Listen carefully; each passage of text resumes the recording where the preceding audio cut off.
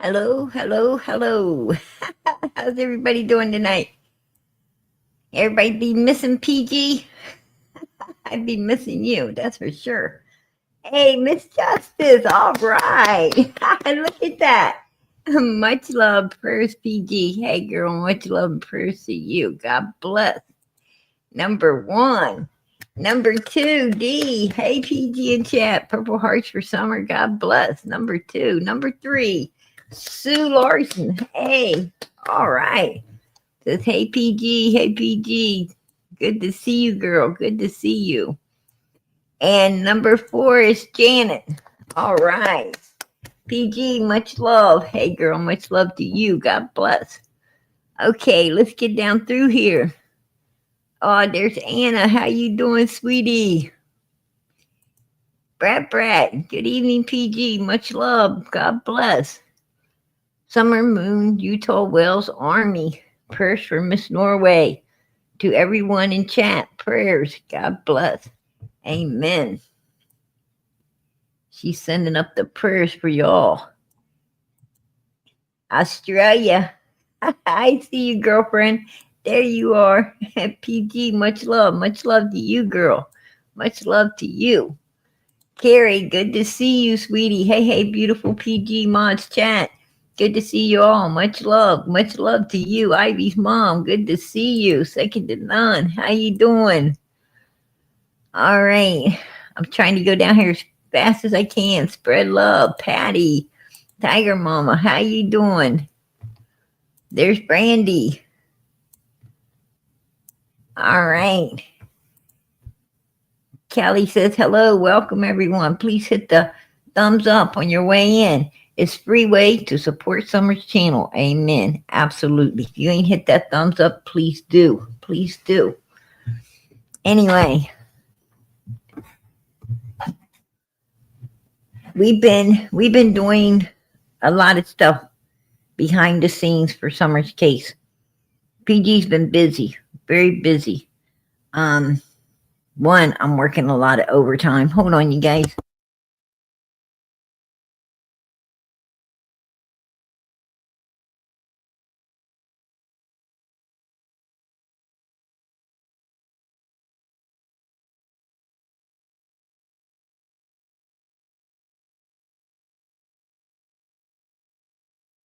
And two, I've been trying to put together a lot of things on Summer's case, Summer's behalf, behind the scenes as well. We know that Don and Candace gave a memorial for Summer early. Basically around the time that they shaved her head is when they decided to give her a memorial. That makes me wonder. That day must be relevant to them somehow. Also, there was flowers at the swimming hole, and there was flowers across the road at Morrison Cemetery on a grave that the man passed away on the 11th, but he did not get buried until like the 18th. So that was after he was buried, after Summer went missing. And there was flowers on that grave. No other flowers on any grave. No other flowers on any grave that could be seen, but there was flowers on that grave. During the time this memorial thing that Don and Candace was doing was going on. So that's kind of a red flag. I'm not going to, I don't put all my eggs in one basket, right? Don't put all of your eggs in one basket, because the Wells love to play games. They love to play games. Would they go over there, put some flowers on that grave just to try to, get a big laugh, or, see if, the gravesite gets attention so they can stand on their heel and look over there, yeah, they would do it. But is that the reason they did do it? We don't know. So therefore, that particular gravesite needs to be looked into, right? Because a 5-year-old missing child could possibly be there, and Donnie is so assured of herself that she wouldn't ever be found. And I mean, that's one of the last place you would expect a child to be. So that does need to be, you know, questioned by authorities. They need to find out, you know, they need to contact the family, find out exactly who dug that particular grave and when it, exactly when it was dug. Was it ever left unattended? Did they, you know, put the vault in there immediately, or did they wait to put the vault in on the next day? Right? There's a lot of questions. A lot of questions need to be asked.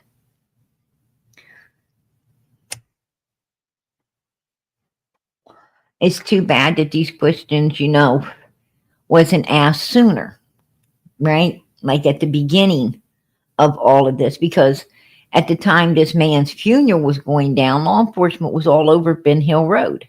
It was all over Beach Creek Road. And this is something, that law enforcement should have just took note was happening and stumbled over there to ask some questions, about this particular gravesite. But, hindsight's better than foresight, right? I mean, I'm sure Ronnie and Lawson and Pruitt and, Hawkins County would have handled things a little bit differently, right? I think they'd have handled things differently had they know then what they know now. I think that, Summers' case would have been handled totally different. But, hopefully it'll help another child in the future, right? Hopefully they learned from all of their mistakes that they made in Summers' case, and that'll help them handle, other cases in the future differently. Maybe. I mean, I don't know. Some people just keep fucking up, right? But, it was a learning experience, and they should take it serious. They should take it serious. Should now see that they could have possibly solved this case, had they done things differently. And hopefully the next case, they'll do things differently and they'll solve the case, right? I mean, it just is what it is. But I don't know. The way this world's going, law enforcement used to jump on a case, and I mean, they really diligently gave it all they had, and was really out to solve it. They like getting them brownie points of solving cases and being like number one, right? And solving all the cases around the country. They really was go-getters. And but in today's world, law enforcement, if you ask me, this is my opinion, they're just lazy as hell. They're just lazy as hell. They don't want to do their job. They want to collect a paycheck for nothing. They really don't want to do much of anything. They can sit around all day long and tell me that they have so much other things to take care of, so many other things to do. But I think that's bullshit. And if they're understaffed, then they need to hire up more people, right? We, the taxpayers, pay a hell of a lot of taxes each year. And to be perfectly honest with you, we should be able to pay everybody in the United States money to be law enforcement, right? As much taxes as we're paying. We could pretty much pay ourselves to be law enforcement if we just keep our taxes. So with that being said, I don't understand, all the BS excuses as to why law enforcement can't handle what's coming at them.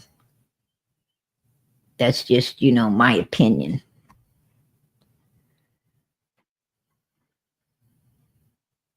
Absolutely. Absolutely second to none. It can be solved. Yes, it can. Absolutely. Hey, member for 17 months. All right, girl. All right. Let's bring Summer home. Hey, girl, we're trying. We're trying, right?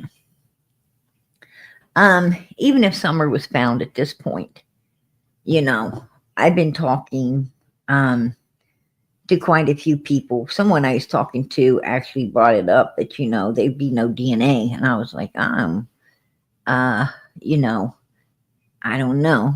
That's something I would have to, check in with, um, you know, forensic, somebody that knows, you know, what can and cannot be, available in a situation like that.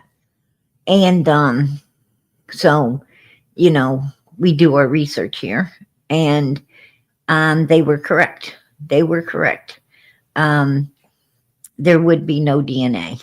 The only DNA there will be DNA, as in the bones and the teeth, um,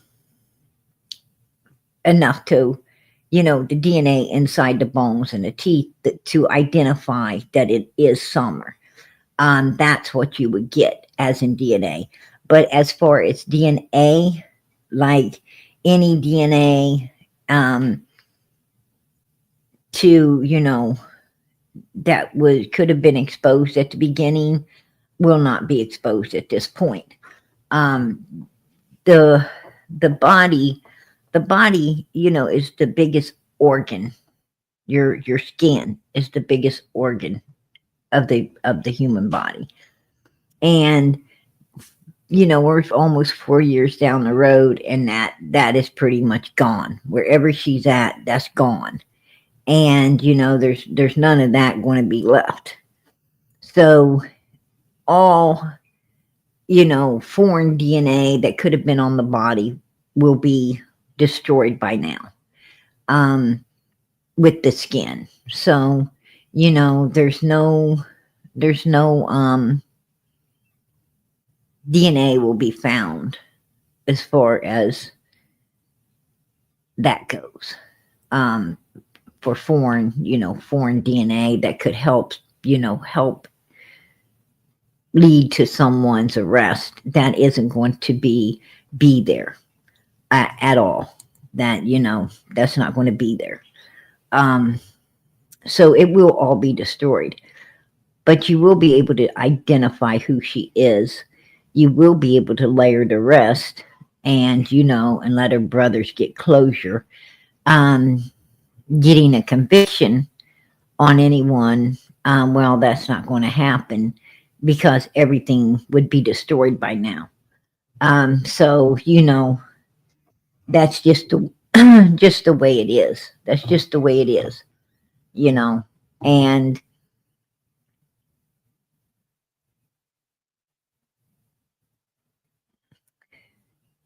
but the main thing is to find her. The main thing is it doesn't matter about DNA whether it's there, it's not, it's destroyed or it isn't. Um, the main thing, gold, is to find her, bring her home, and let her brothers get closure, right? Um, Personally, I like to see justice served. I'm not going to say I wouldn't, because I would like to see justice served against the evil beings that were so evil enough to do such a horrible thing to an innocent 5-year-old little child. Um, I would like to see justice served upon them, but more than anything, I would like to see Summer found. I would like to just see Summer found. I'd like to see her, put to rest if she is not with us any longer, and I don't think she is, in my opinion. And I would like to see her brothers and all of us be able to get some closure, knowing that she has been found, and knowing that, knowing where she's at, and that takes a real load. That would take a real load off of her brothers, to know where their sister is, and to be able to visit her up and talk to her and maybe put flowers on her, and um that would take a real load off of them. So that's more important than anything else anyway, in my opinion. That's my opinion.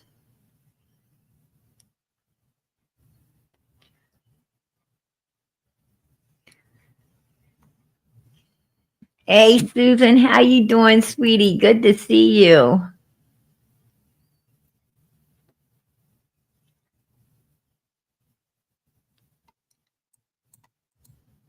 Absolutely, Brett. I appreciate that. God bless. But yeah, that's just my opinion. But um, so hopefully, we are able to work together and get this done. We're able to work together and find her. A lot's going on behind the scenes. Um, a lot of people helping behind the scenes. A lot of people, doing all they can for Summer behind the scenes. Um,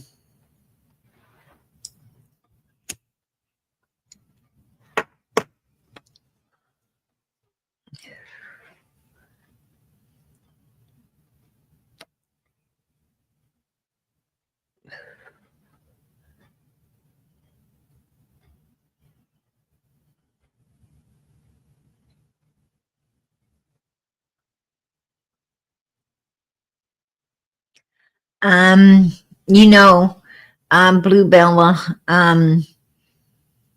At this point, the bones would pretty much be, you know, the bones would pretty much be, um, kind of scattered anyway. They're not going to be able to tell a whole lot, and it depends on where she's at too, because like it depends on where she's at. Um, she's in an area where heavy things might drop or whatever, then they still won't be able to figure out exactly, what, you know, what they're not going to be able to figure out, um, if it's done by human or, human damage, or if it was, if it's done by the elements, in the place that she's in. Now, they're not going to be able to, you know, um, they're not going to be able to really do nothing with that. Um,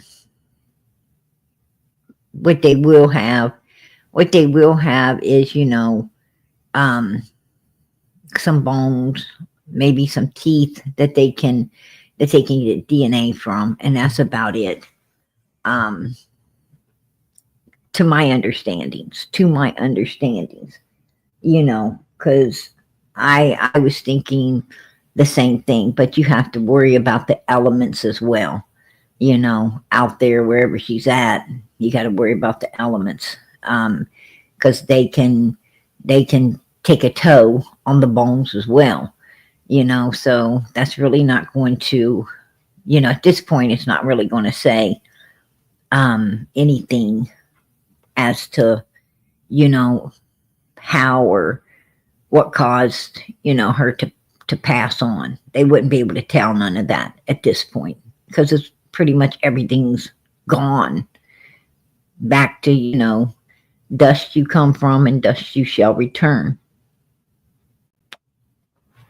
And then you have lots of animals and, other things, getting at getting at the remains and so forth, and just they can't tell what was done before or after at that point. Um, but hopefully, she's able to be found and brought home and justice served, you know, against. Well, I don't think we're going to get justice. I'm just saying. I really don't think we're going to get no justice, where Summer's case is concerned. I don't think that's going to be. I don't think that's going to be a possibility at this point. If they find her, I think we will get closure. I think her brothers will get closure. Um, and that's enough. That's enough. You know that's a blessing. That would be a big blessing. Vengeance is mine, save the Lord. I mean, God's going to get vengeance. God knows who did what. Trust me, God knows who did what. It doesn't matter, um, if people get vengeance upon this earth or not. Um, they will, they will get justice. You know, in the next life, justice is coming. If you don't get it here, you'll get it in the next life. That's what I'm saying.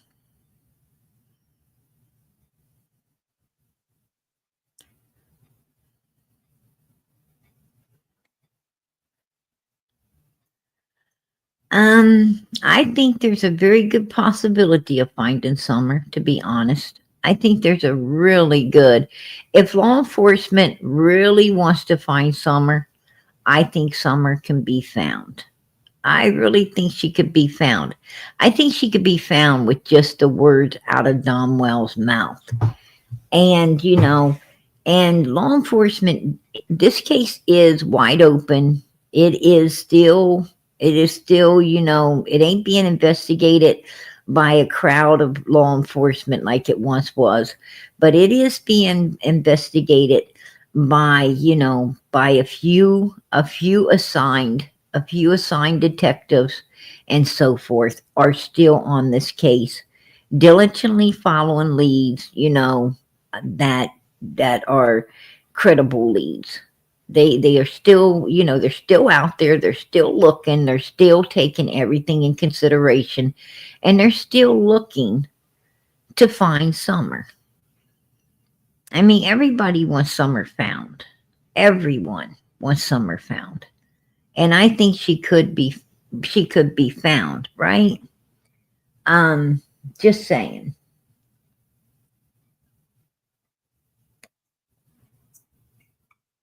Just saying. So,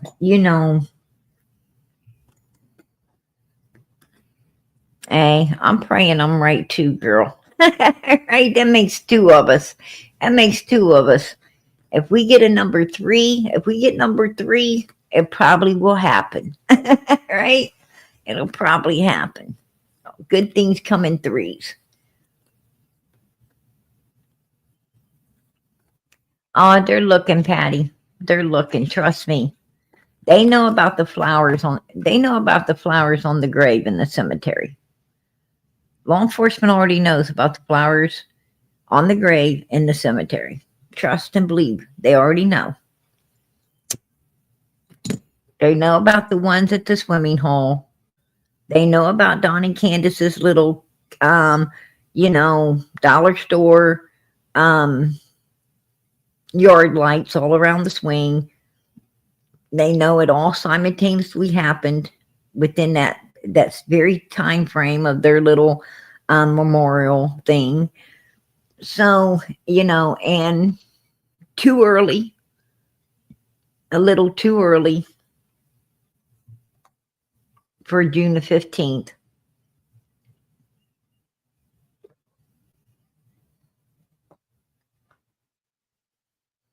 So, you know, they messed up.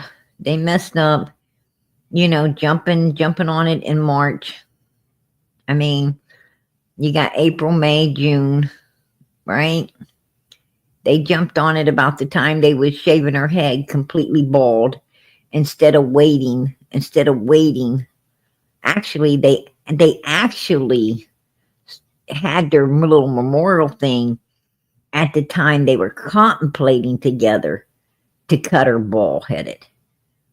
At the time they were contemplating, doing all the evil shit that happened, in my opinion. So, you know, I guess they felt that when they was contemplating everything, that's pretty much when she was gone anyway, right? Is when they made up their minds to put it in motion and get it done. They're pretty sinister human beings.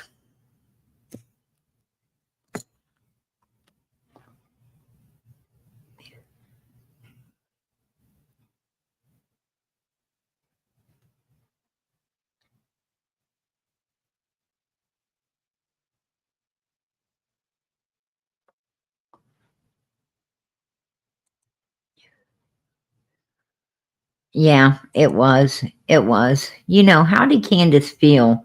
How did Candace feel when, um, how did Candace feel when, you know,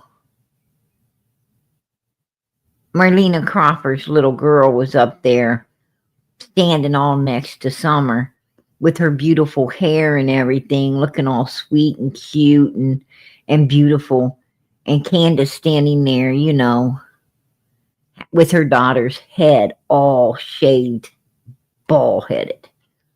How did Candace feel? How does Candace Wells feel about Marlena Crawford being a better mother than her? How do you feel about that, Candace? Because I know you're in the bushes. You're always in the bushes when I'm on.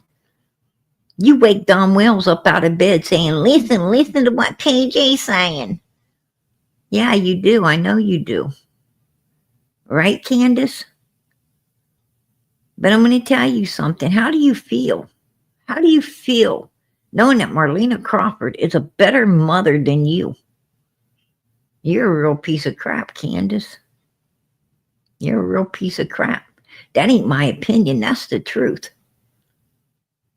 I'm not even going to say my opinion because that's the fucking truth. Right? You don't believe me, Candace? Put a one in the chat, everyone. If it's the truth. If it's the truth that Candace is a piece of crap freaking mother, put a one in the chat.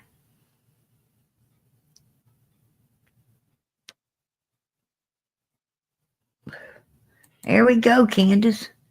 There you go, truth. There you go. Look at that, Candace.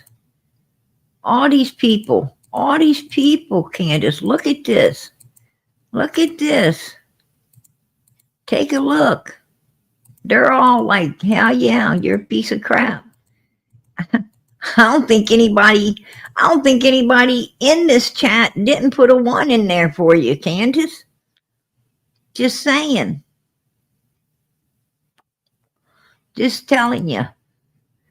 I mean, oh my goodness, look at that. It was like one, one, one, one, one, one, one, one. I mean, come on. Everybody in here. Yeah, she can't even take care of a dog. There you go. Second to none. Told you, Candace. She can't even take care of a dog. Amen. We do love Summer.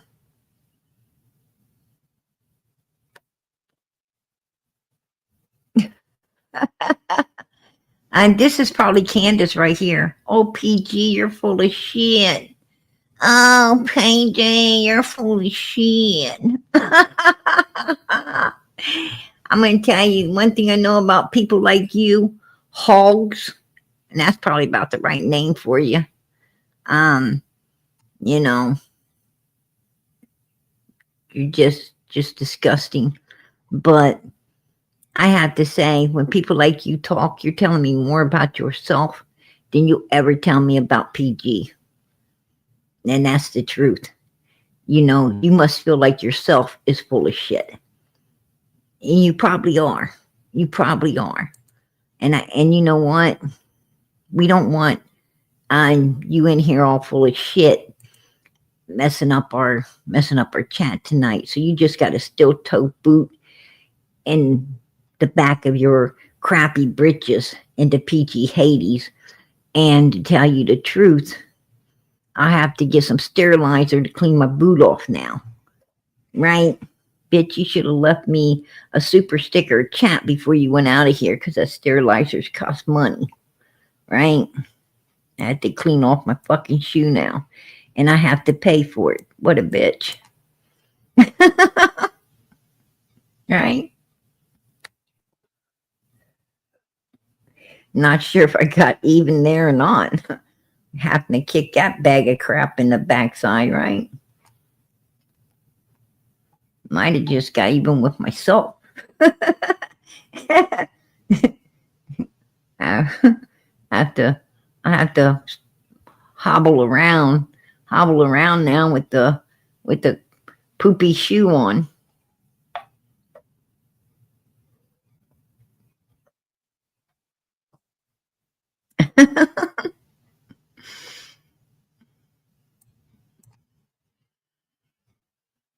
Look at the profile pic, PG. I was trying to look at it, but man, I'm going to tell you what, I couldn't see it too good. When you know, you have to hold that your fingers in that cross motion in front of your face, you know, warding off that type of evilness.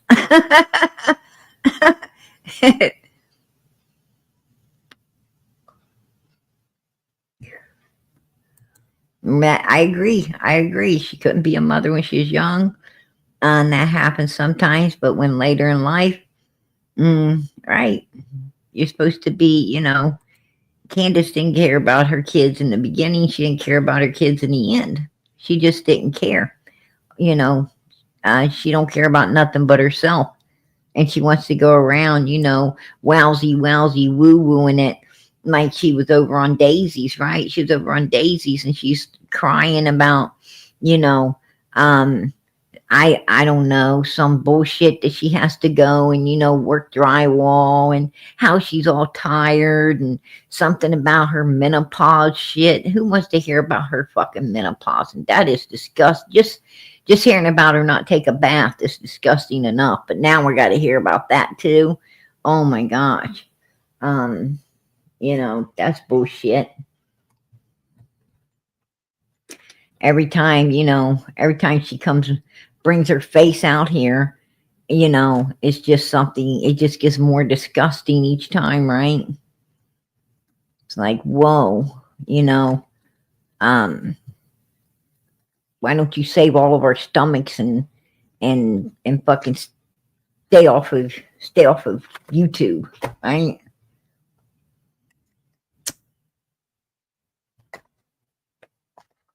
We can't stomach that shit no more.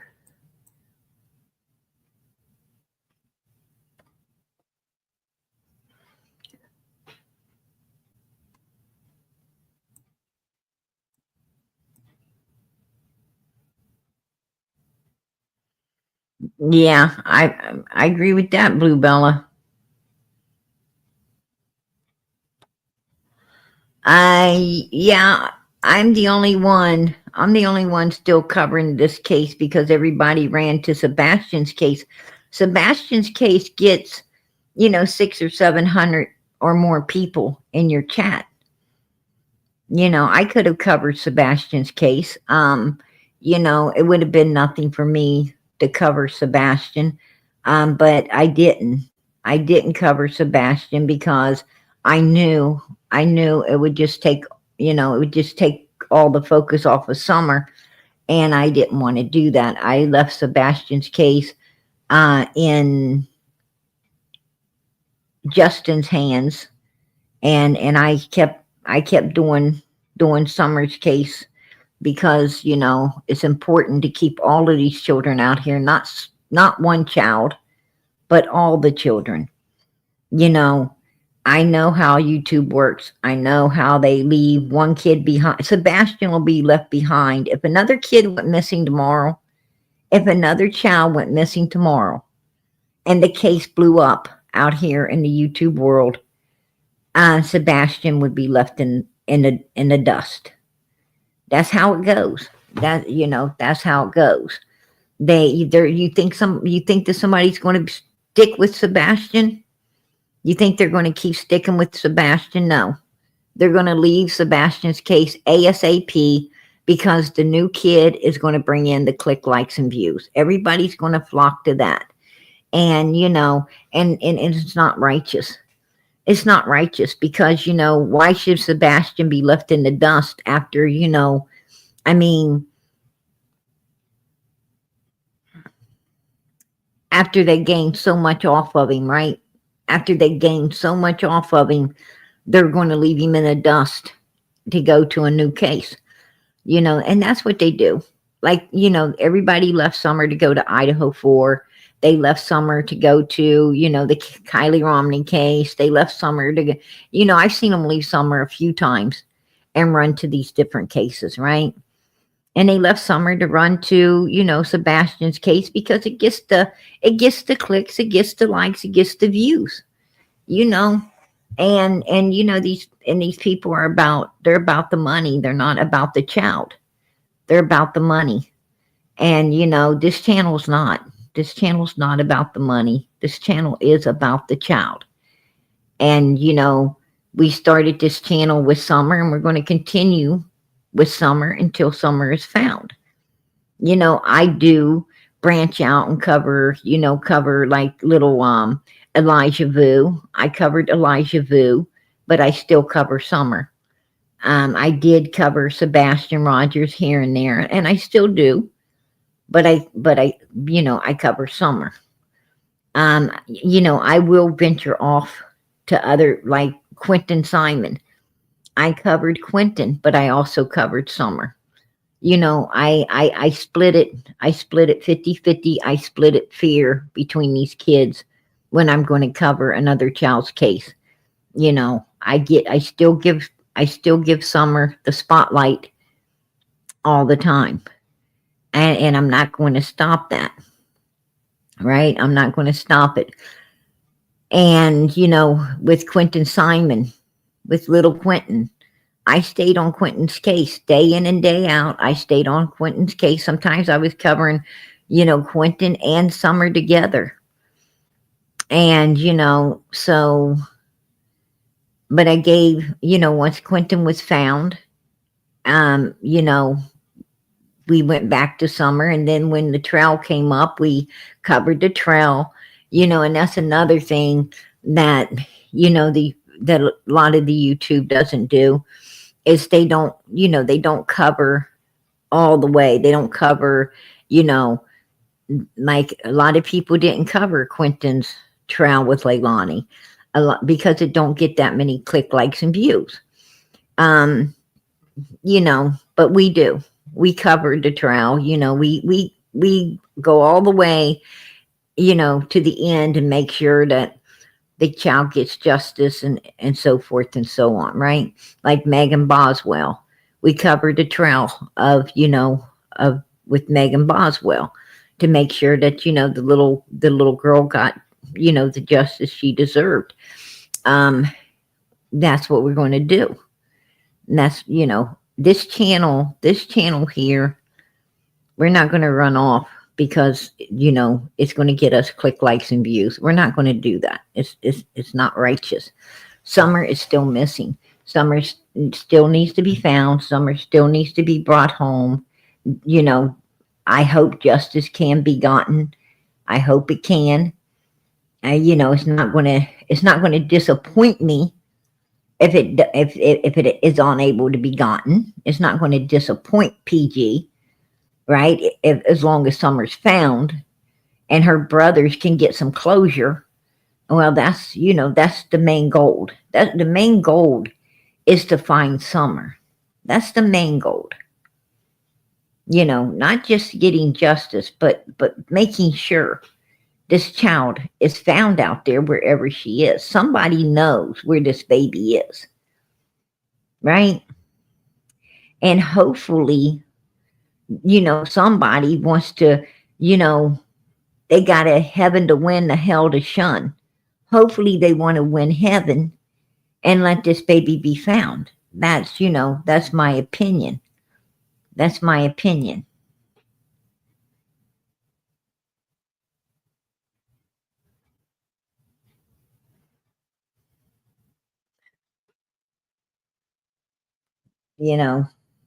Just saying.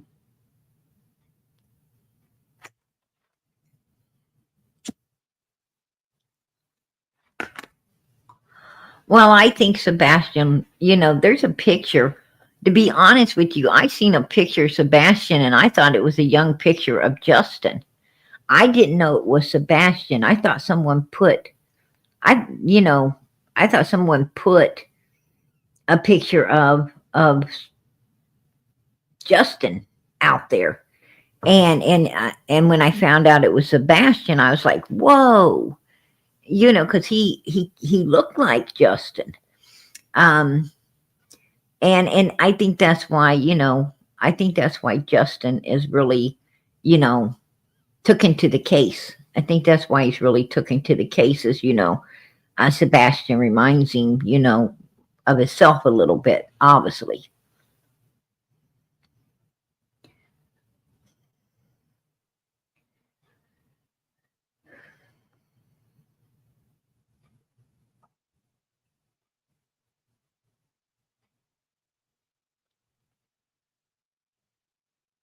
That's true. Second to none. That's true. Too many innocent children in the last several years. And every one of them that's been solved has been in their own, has been by their own parents. Yeah, yeah, that's true. Pretty much so. That's, that 99.9% of the time, it's the parents or the foster parents that destroy the child, right? Or a friend of the family, or a friend of the family, some, or some Joe that mommy pulled in, some boyfriend, right? Some boyfriend mommy pulled in. Usually, you know, but I always heard that 99.9% of people who are on live um, knew knew their assailant. Usually they're online by someone they know, by a neighbor, a friend, a parent, a step parent, a mommy's boyfriend or their boyfriend. Um, usually people who get on live by you know someone they knew. Um, most of the time. I mean, there's like 1% is strange. It's a stranger. 1% that it is a stranger, right? Usually is someone that you have seen, someone that you have had contact with at some point that does that.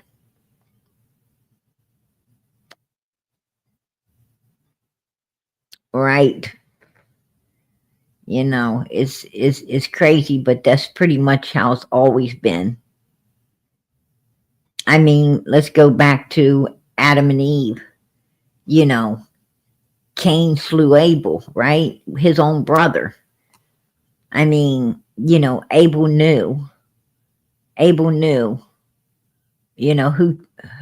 the person that destroyed him. It was his own brother.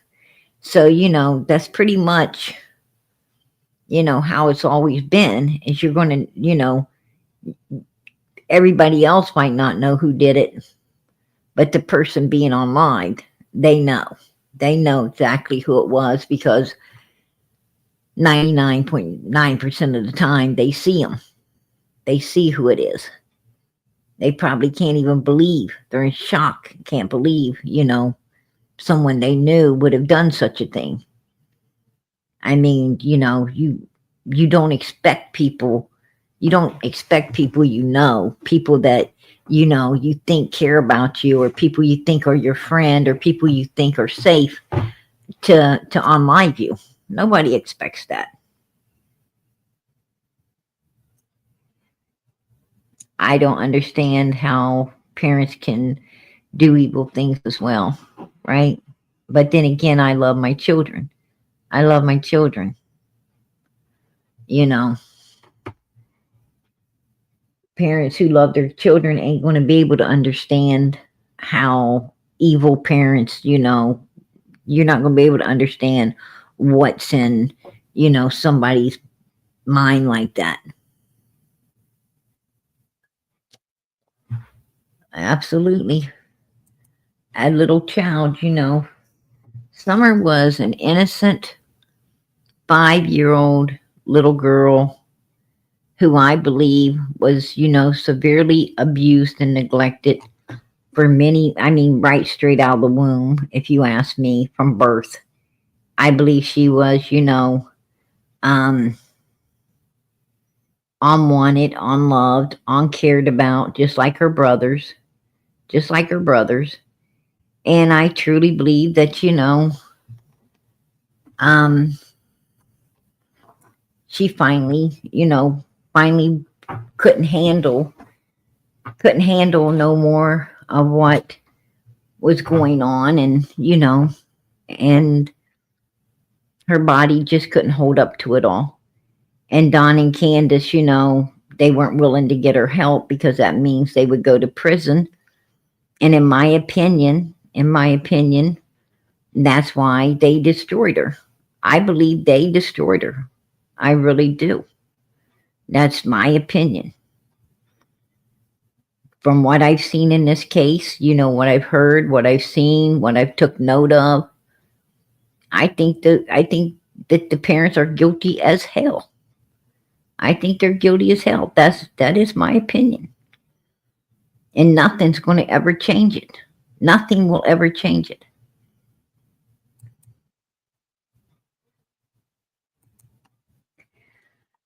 Now, behind the scenes, I've been talking to some people, and I've been talking to them not because, you know, I think they know everything or anything like that.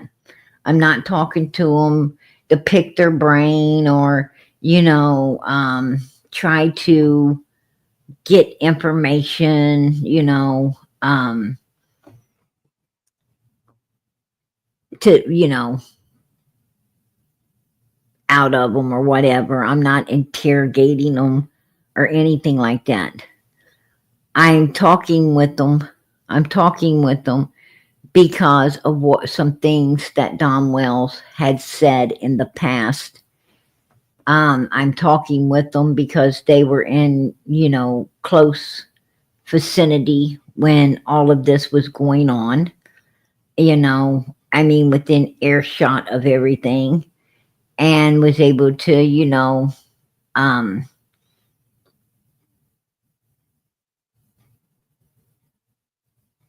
take notes, take note on, uh, not only words that were said, but body language out of these people in this circle as well.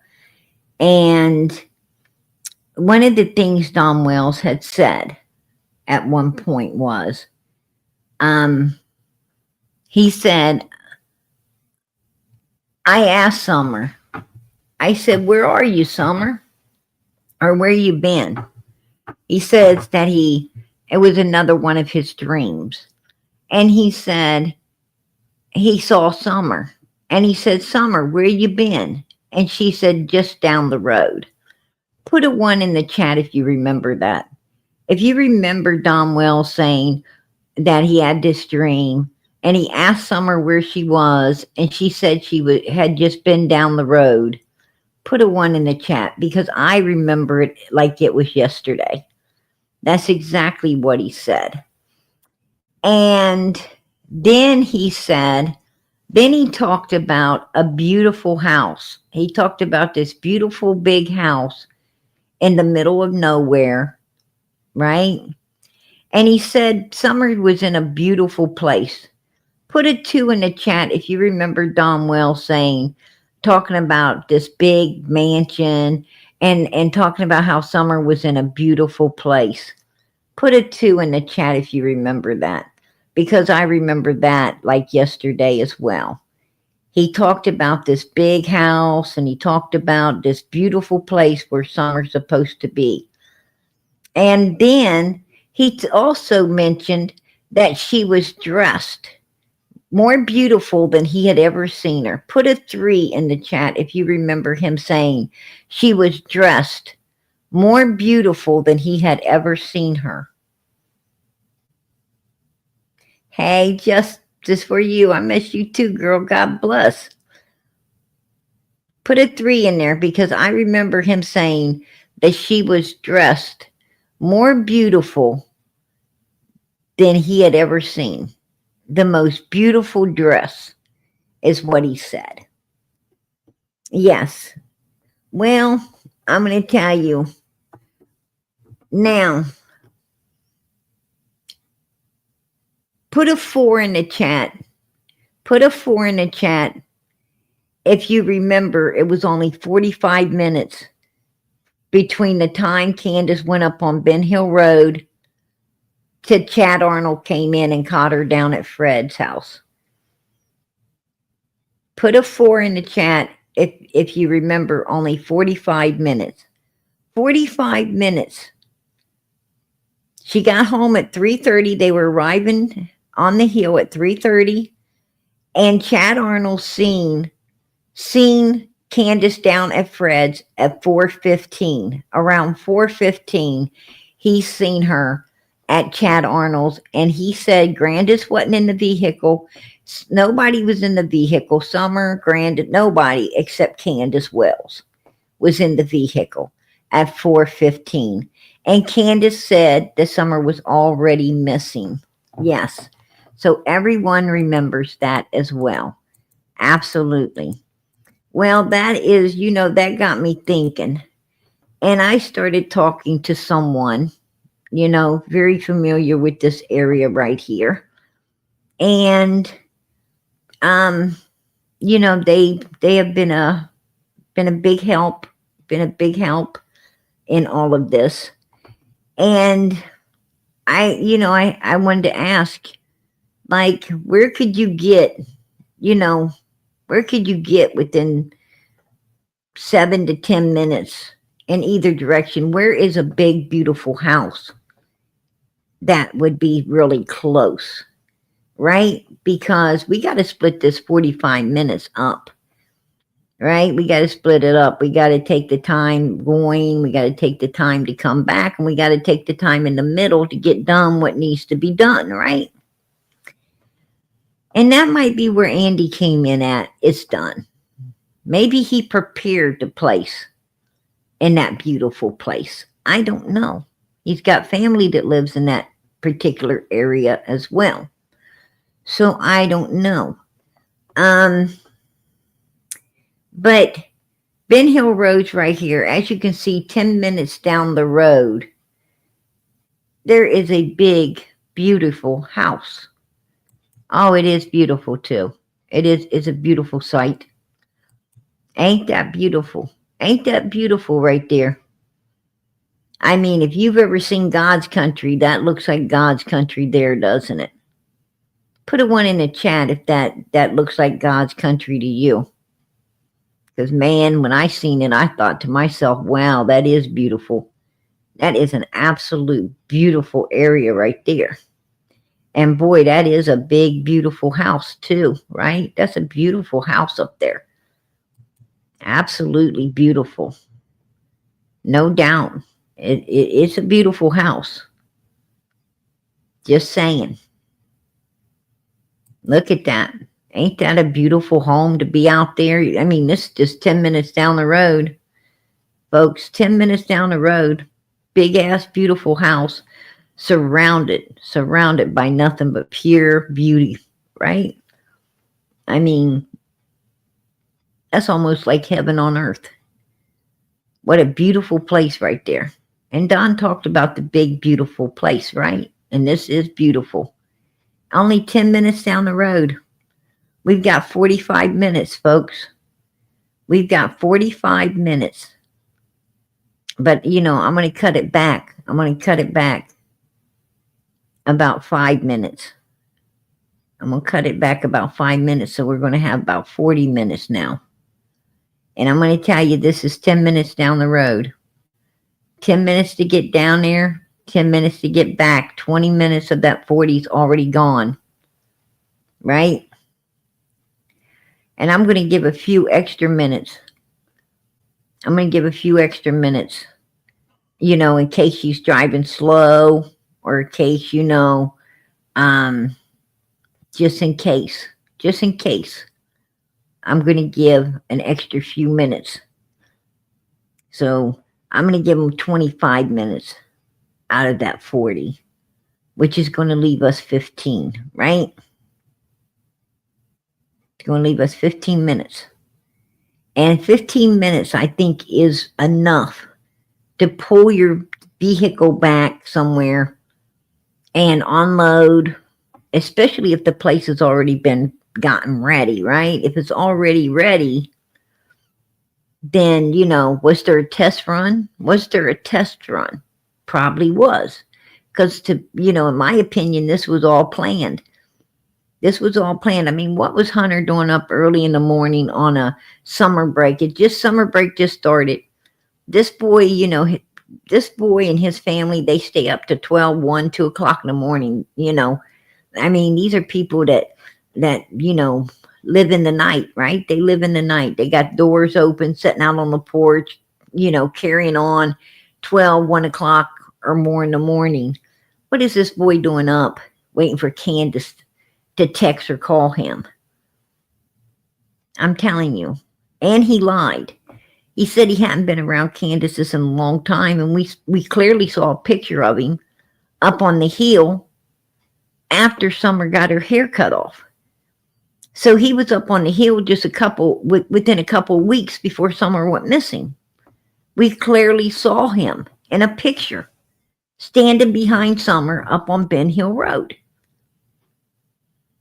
So the boy lied. And I think he's lied about everything. You know, everything. I think that Candace got twisted tea and she got some, some stuff to hay this boy up to get him to do a very evil deed at that swimming hole. She turns the camera off when he goes into the water. And the next time we see Summer's propped up on some milk jugs, looking like she's no longer with us, right? She's propped up on those milk jugs, looking like she is no longer with us in this world. And I don't think she was, to be honest with you. Don Wells was driving a different vehicle, fired his co-worker to blame it all on, trying to cover his ass, only to get caught, right? Only to look guiltier than what he already was, right? What a dumb move he made. I mean, if you're going to do some shit, keep going about your normal routine, right? Don't fuck anything up. Just keep living your life the way you was doing. When you change shit up, that's when you get caught. And he got caught, if you ask me. So,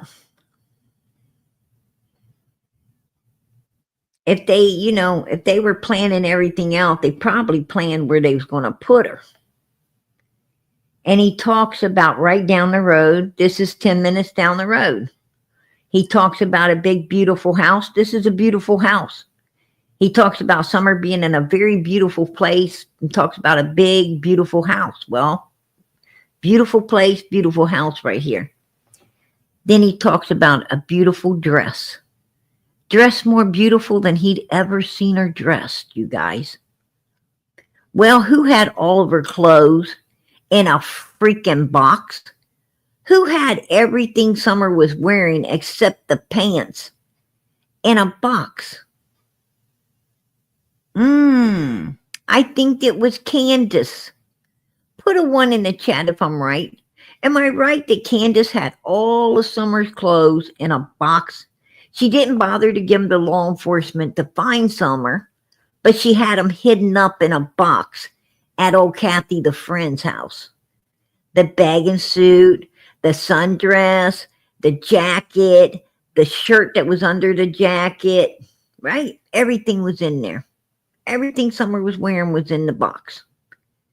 Don said she's she's dressed in a more beautiful than he ever seen.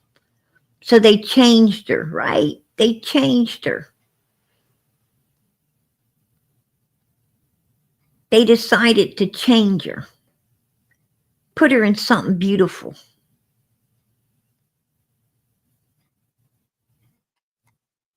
Yeah. So she probably is. Candace had went to that yard sale. Now, I like to talk to the lady at that yard sale. I like to talk to that lady at the yard sale and ask her, what all did Candace buy that day?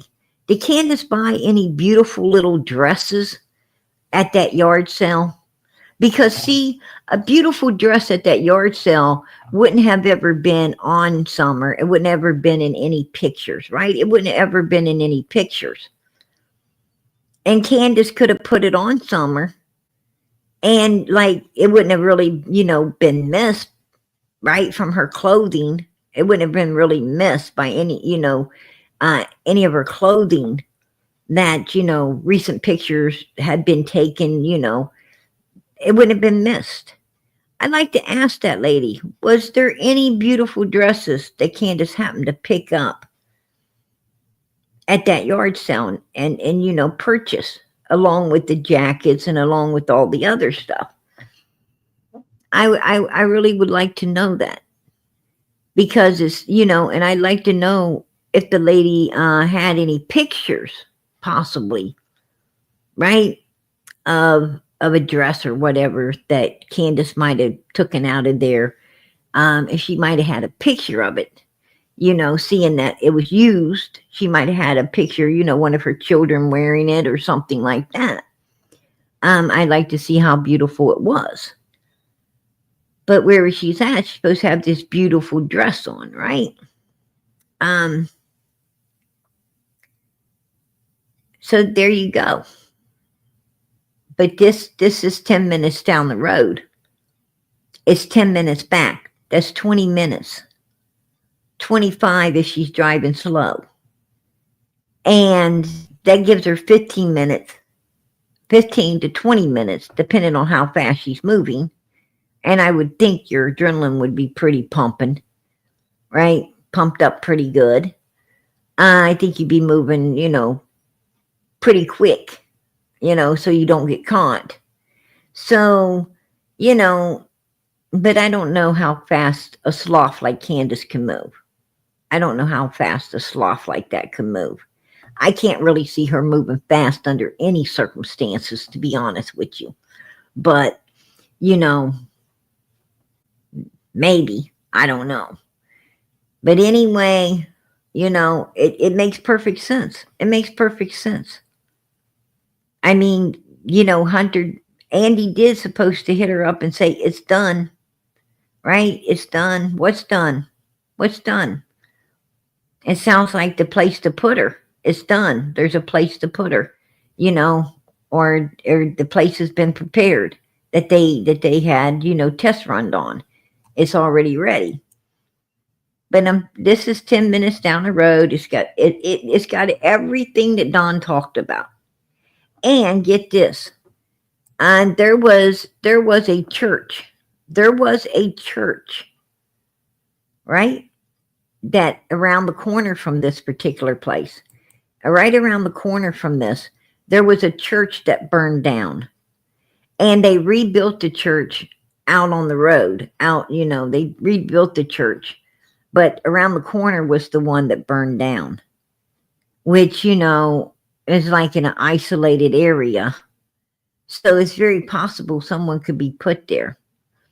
I also, to my understandings, the Bernards, Andy's family, own some property right around the corner here of this big, beautiful home. So, and they sure seem to have a dog in the race, right? They have a dog in the race, because we know Jody Sue and her son tried to say they heard a scream, which Candace told her she should move. And I mean, if the scream would have been real, then Candace wouldn't have been calling her up to move it, right? So we know that the scream was, part of the plan, part of the plot and the damn ploy of all of this, because Candace calls her to move the screen closer to the timeline, of them calling the police. So it would feel, it would seem more truthful and make law enforcement, believe more so in some abduction bullshit that they've been trying to put off, the second law enforcement pulled up, right? Because they don't want law enforcement around there. They want law enforcement gone somewhere else looking, not on their property. That's why they wanted abduction and nothing else. Because they don't want law enforcement, all over their place. I mean, they knew she didn't wander off, right? They knew she wasn't out in those woods. Well, if you know where someone isn't, you obviously know where they are. And they should have been arrested right then and there, if you ask me. If you ask me, that was enough right there to prosecute the hell out of them with. Is when they were telling law enforcement where she isn't. Then they should have been arrested, because if you know where someone isn't, then you have to know where the hell they are. That's just common fucking sense, right? But they weren't. They weren't arrested because I guess law enforcement in Hawkins County don't have common freaking sense, right? That's my opinion, truthfully. I mean, they fucked Summers' case up big time, if you ask me. They dropped the ball big time. They went up there and destroyed everything that could have solved their case by being ignorant and acting like it was a wandering off case instead of what the hell it was, right? That's my opinion, you guys. Yeah. But what they need to do is get their asses down the road at the big, beautiful house in the big, beautiful place and look for Summer in that big, beautiful dress. That's what they need to do. They need to get down here looking. And I'm not doubting that they won't. I'm not doubting 1 second they won't. And you know, somebody said that when they find Summer, they're going to know who did it anyway. Well, if she's on Bernard property, I think Bernard's going to be in a lot of trouble, right? I mean, she's on their property, then that pretty much, you know, convicts them if that's where she's found. Just saying. Just saying. That's what I'm hearing. I went to the bottom property first is because I knew that they were looking all over around the house and in that area and everything. So I figured, you know, by the time I got home, the best place that I could go would be directly down to that creek. I didn't even stop at the shed. I went by it, but I went down that steep bank all the way down into the creek with that little Subaru. And when I seen my boys and I seen my neighbor, that's when my heart, my heart just sunk right there. I just knew something was really wrong, you know. So that was the beginning of this pit in my stomach that hasn't went away yet, and it's not going to, I don't believe. But so then I turned around, went back up that bank, and I might have looked in the shed at that time. I can't remember for sure, but I know I looked in the shed at some point. But I went back up to the top, and I do believe there might have been a cop car or two there at that time, but I'm not sure. I can't be positive on that because I'm just so mixed up and everything at that time. He's a damn liar. He's a damn liar. Law enforcement was already there. They were up on the hill, and that's why his ass turned off and stayed at the bottom. He, you know, that's why he went right to the bottom and where the boys were, because his knees were knocking, his hands were shaking, his fucking teeth were chattering, right? And it just got real. It just got real. You know, planning something's one thing, but man, when you put it all into action is something else, right? I mean, you could think about, you know, for instance, when you're a teenager, right? When you're a teenager and you think about, you know, you're going to go out and you're going to egg up somebody's house, right? They got you upset. You're going to go egg up their house or something, you know, so you plan it. You plan it for, you know, this weekend we're going to do this. And, you know, you're planning it all up and everything. And now it's time to go and, you know, carry it out. Well, once you carry it out, you know, it's nothing all the way up until you get there. You know, it's nothing. But once you start tossing those eggs, right? Once you start tossing up all those eggs and everything, well, that's when shit gets real. And that's when your adrenaline gets going. And that's when, you know, his feet don't fail me now, right? When people start coming out of that house, his feet don't fail me now. You know, and that's exactly, you know, what was going on with Don Wells. It just got real. You know, the planning and all the stuff was nothing until they pulled, he pulls in and there's law enforcement. And then it's like, oh shit, right? It just got real. And he just, and his body started having reactions that he didn't think was going to come on. He was he was not prepared for that.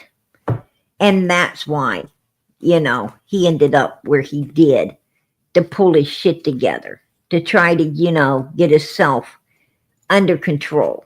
Just saying.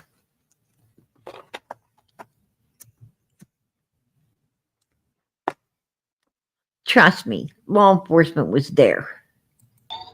I threw all my tools in the back of that Subaru, and as soon as I got in the car and started down the road, I called 911, and they transferred me to Hawkins County, I guess, and I told them what the situation, that our little girl's not there, and then after that I got back on Messenger and called her and talked to her through the whole trip. I think it was 30 minutes. I'm not sure. But like 30 minutes, I was able to talk to her on Messenger all the way there. And she was in her mother's truck, driving everywhere, looking for her frantically around our house. So when I get there, I'm still on Messenger with her, and she's still not found 30 minutes later.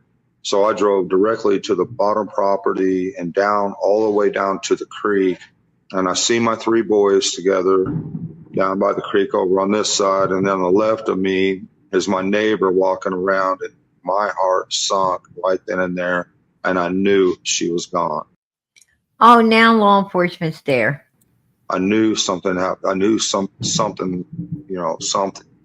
So I drove back out of there and went to the top of the house, and there wasn't no police there yet, I don't believe. What kind of questions were they asking you, Don? Help me understand that so I know what frame of mind they were in. Well, at one point they told Candace, and I probably shouldn't say this, but I'm going to. And they kind of, the TBI, says, we want to know what you did with your daughter or something like that. And Candace went off and told them, F you. She had tears in her eyes. She just pretty much, go to hell, F off. I mean, and they just like shook their head like, that's the kind of the response we was looking for, kind of thing like that. You know what I mean? Yeah. How did you respond? Did you hear that question? No, they had me somewhere else. That question. Like I said, I think it's kind of keeping us apart. So did she share that information with you then? What kind of hill? I figured she wasn't there. And then that's when it got real crazy. I drove up to the top of the hill, and there was like 1 or 2 police cars there at that time. And 1 or 2 police cars was there at that time. The police was there when he got there. I know they was there when he got there. They was up on the hill when he got there. Matter of fact, they did not believe police was going to show up as soon as they did. Don was trying to beat police there. He was trying to get to Candace before law enforcement got there, but he didn't make it. Of course, they're questioning us. They're doubting. I felt in my heart right then that she was taken. What were they doubting?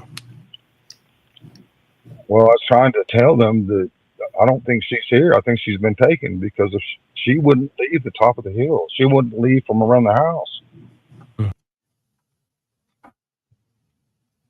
And they come at me. She's 5 years old.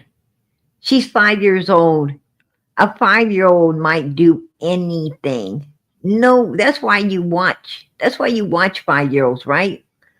Because they take off. You take a 5-year-old to the store, you better watch it, because that 5-year-old will be gone if you're not watching it, right? It'll either be way back somewhere looking at something, or actually gone somewhere else to look for something if you're not watching it. Everyone knows how 5-year-olds are. The way Summer ran around in the inside of that church tells me that she couldn't be trusted. She couldn't be trusted to not run off, because she was running off all the time, right?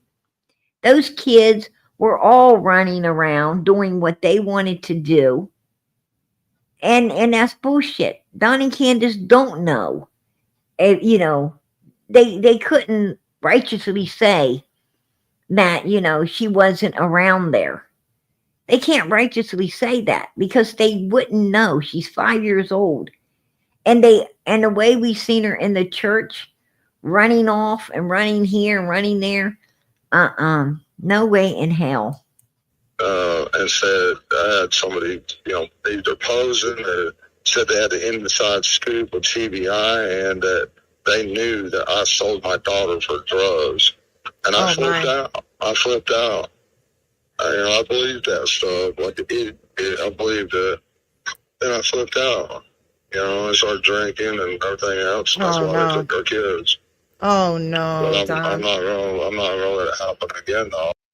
I'm Summer's dad. It was really pretty awesome. I always look forward to coming home to the kids and having a good time with them. I worked all the time, but I always loved to come home. When I got home, and there was a couple of police cars there, so we was really scared to death, and we was just hoping, for the first few days that she'd be found. I think that this is some kind of a professional situation that took her and was probably watching for a while. His theories don't stop there. I mean, she's obviously not in school anywhere, or there's no record of her anywhere, so she's either, in someone's basement, or she's deceased, or we just don't know, or in another country. I think it's fairly easy to get anything out of the country, in my opinion. It's not easy to get into the country, but it sure is easy to get out of the country. It's not easy to get into the country, but it's easy to get out of the country. Put a 1 in the chat if everyone agrees with PG that right now they're deporting thousands and thousands and thousands and thousands of illegals that have came into our country. Oh, yeah. Yeah. Absolutely. It's not easy. It's easy to get out, but it ain't easy to get in. Bullshit. Bullshit. You obviously ain't keeping up with the news, Dom Wells. Right? You are not keeping up with the news. I believe Summer's still alive. I have no idea. I have no clue. If she is, I really don't know. There's no way. Oh, you know, Don Wells. Remember, you're going to see her in the resurrection. Remember, she's okay. She's okay, sissy. She's okay. Remember, Don Wells? You know. Way of telling. Do you know what happened to Summer? I don't know how you answer a question like that. I mean, I've had that question asked to me before. I mean, if I asked you that question, how would you answer? You see the smirk on his face? You see that smirk? Very proud of himself, right? Very proud of himself being an ass. A pompous ass. Playing games in his 5-year-old innocent daughter's disappearance, right? This motherfucker don't care about nothing but himself. Nothing. And he don't give a shit too much for himself. Because if he did, he wouldn't be a big piece of shit like he is, right? YouTuber was. Like, here's the dumbest question I've ever heard in my life. What is it? Okay. They might ask you, did you have anything to do with your daughter's disappearance? How the fuck are you supposed to answer that? Because they expect you to say, oh yeah, I did it. What the hell kind of question is that? Oh, hear that? Did you hear that? That's one of the dumbest questions that they could ever ask. Like you're going to say, yeah, I did it, right? That ain't a dumb question, Dom Wells. That ain't a dumb question at all.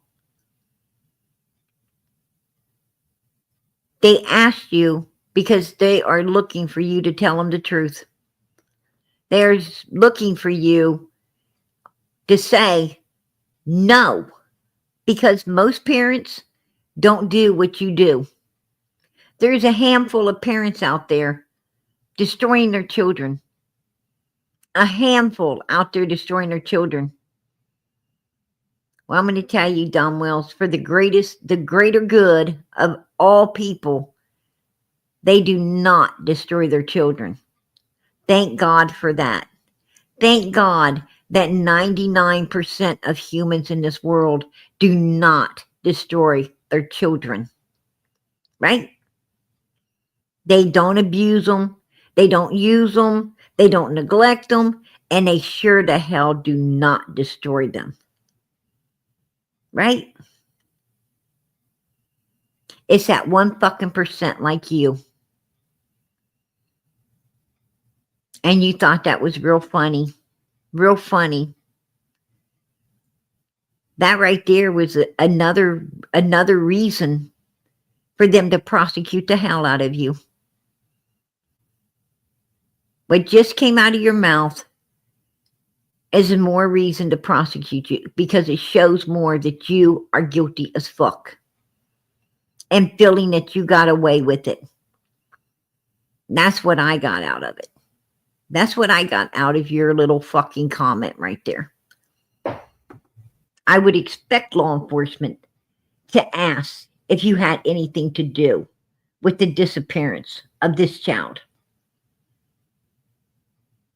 I would expect them to ask that. And I would expect them to want to know the truth. And I would hope to God the truth would be no. A parent didn't have anything to do with it. That's what I would hope.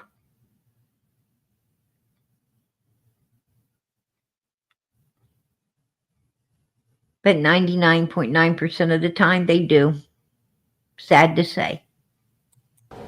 And I wish these It's people would motherly come. instinct. Yeah, I wish You know, I wish they would all come together. baby. I mean, Yeah. But those footprints of Summers, Yes. that needs to be explained. Okay, let me explain it to you the best that I can. I talked to TBI about that. Okay, so if you come out Ben Hill Road, okay, let me start with the scent dog. They smelled her clothes. We watched. Well, me and Candace sit here and watched the whole thing happen. So they took some of her fresh clothes out of the dirty laundry. The dog. Some of her fresh clothes out of the dirty laundry. Why would they have to take fresh clothes out of the dirty laundry when Mommy had the very jacket she was wearing in the vehicle? Mommy had the very top that she had on that day underneath the jacket. Mommy had the bathing suit and, oh wow, no, Mommy didn't have the bathing suit and the sundress, did she? Because you know what? The bathing suit and the sundress had to be left at Allison's to be washed up. Right, Don Wells? That stuff was at Allison's house to be washed up, and that's why Grandma and Candace went back and retrieved it.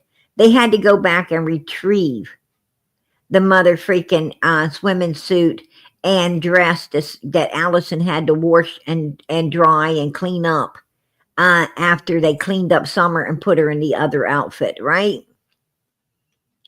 That's what they really went back to Allison's house for, was to retrieve those clothing.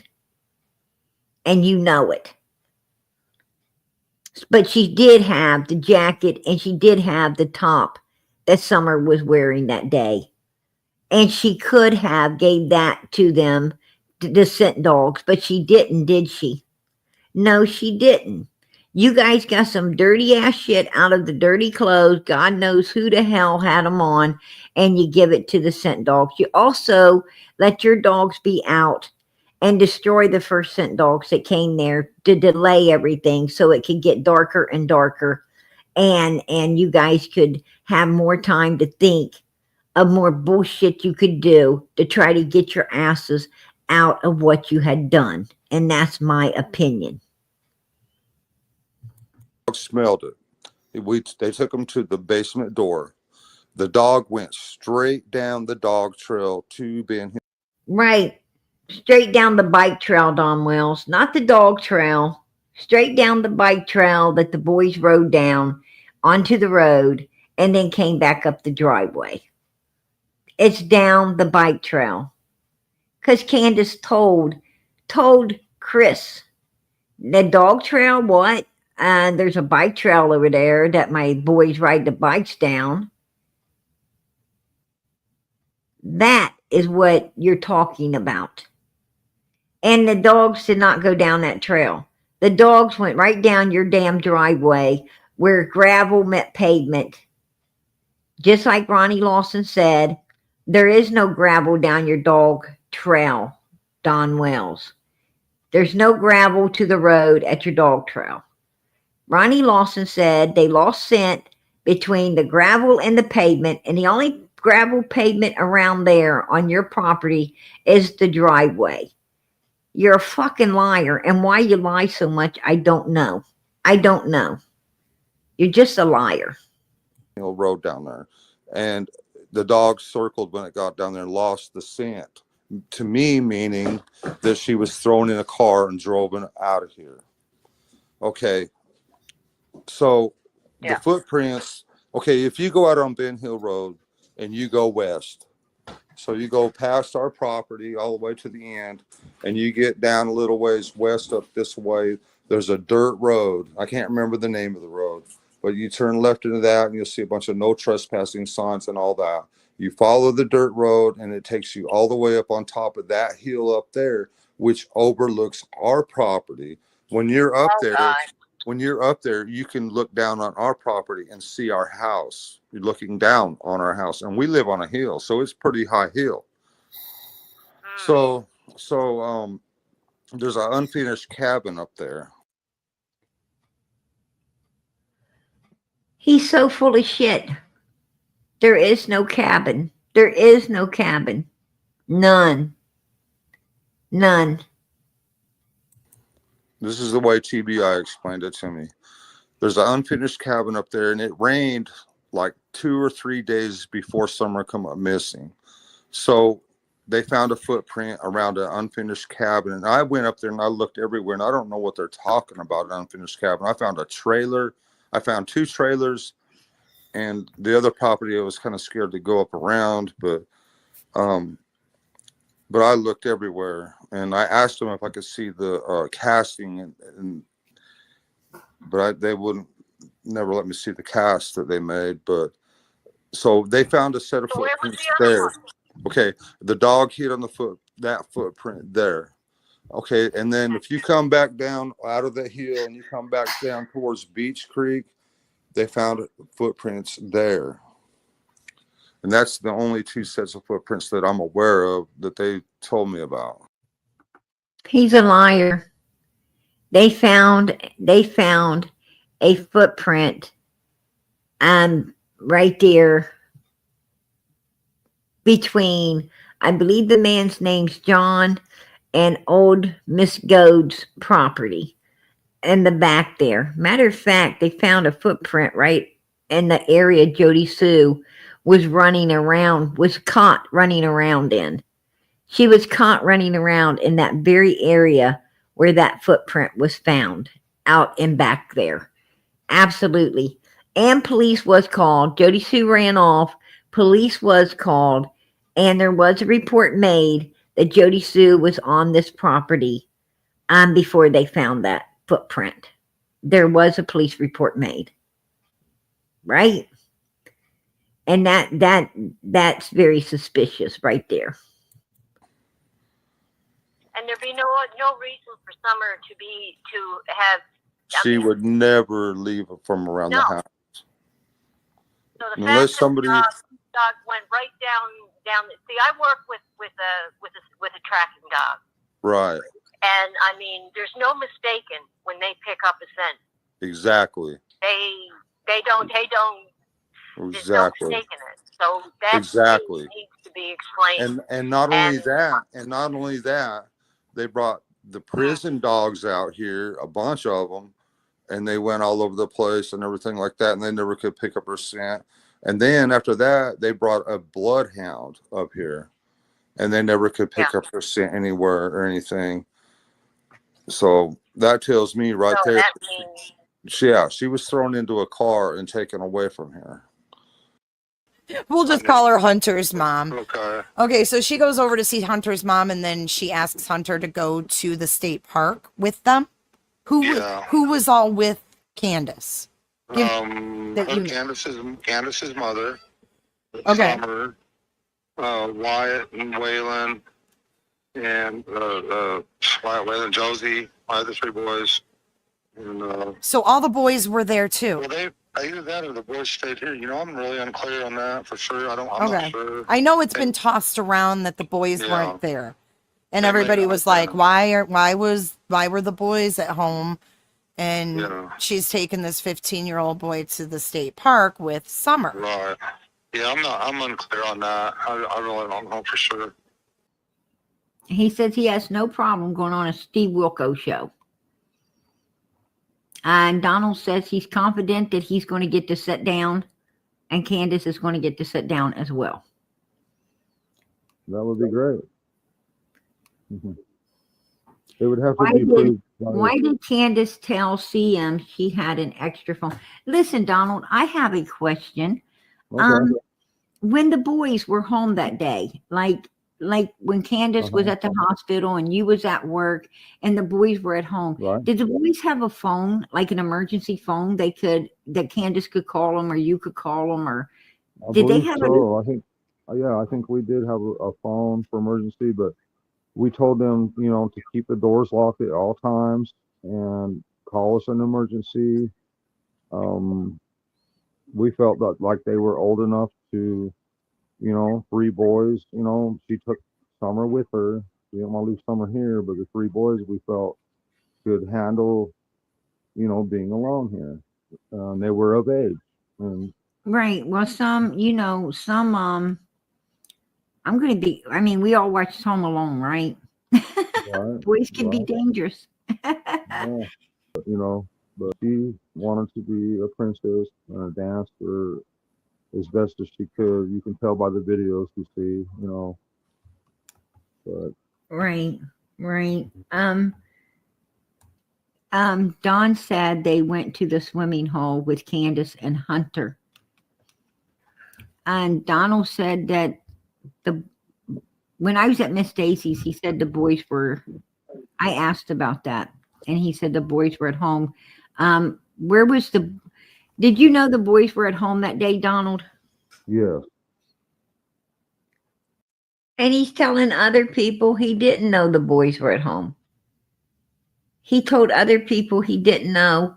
And then he says, I did know. He lies.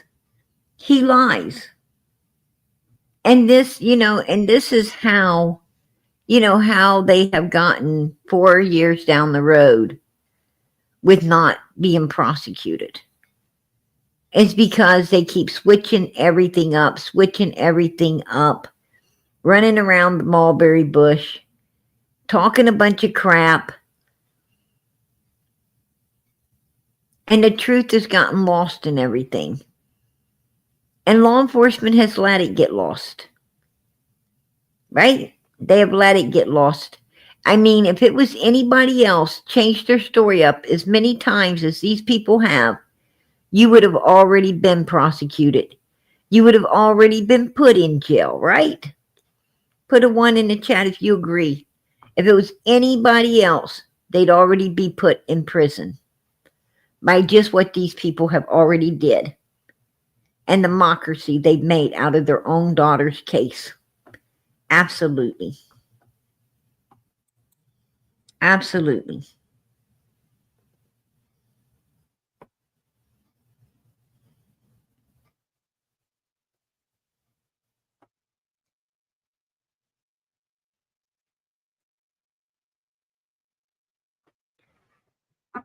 I'm going to tell you, this was early on in Summer's case. I want to show it to you. Early on in Summer's case, there's Candace. There's Candace having a good time. Here's her and Grandma, right? Grandis and her mommy. Does she look like she is worried about her missing 5-year-old child? Do either one of them look like they're worried about their missing 5-year-old child or grandchild? They don't look worried at all. Why? Why? I'll tell you why. Because they already knew what happened. They knew. They absolutely knew. No one done nothing to them. They plot, planted, and did it themselves. That's my opinion. And I tell you what, I bet you I'm right.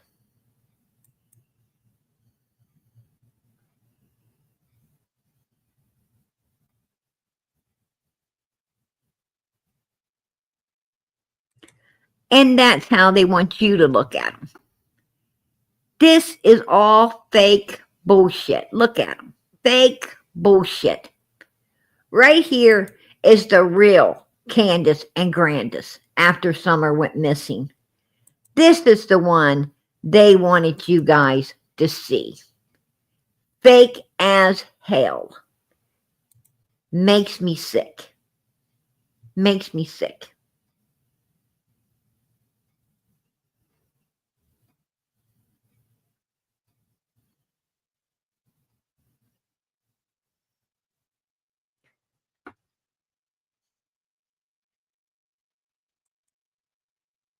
And that's what I tell people. You know, you got to see and face the truth. You got to see and face what is and is the truth. This is bullshit. This is the truth.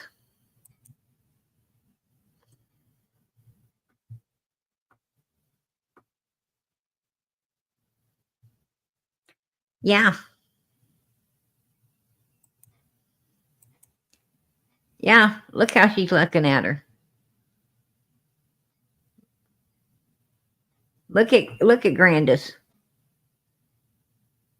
Like fucking really?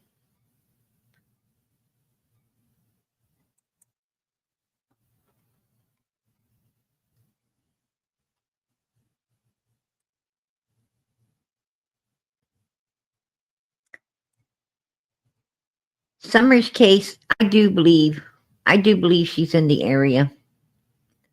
I do believe that she is somewhere in that area. I think law enforcement is right when they say she's somewhere in the area. They didn't have time to get her out of the area. And I think law enforcement knows that she was deceased. I think they know that Summer was not with us. I think they know that. I mean, I think they I think they had enough to know she wasn't alive on those milk jugs, but they didn't have enough to prove it. There's a big difference. And I think they know that she has to be somewhere in that area because they wouldn't have had time to really get her out of there unless someone else took her out. She has to be within the area.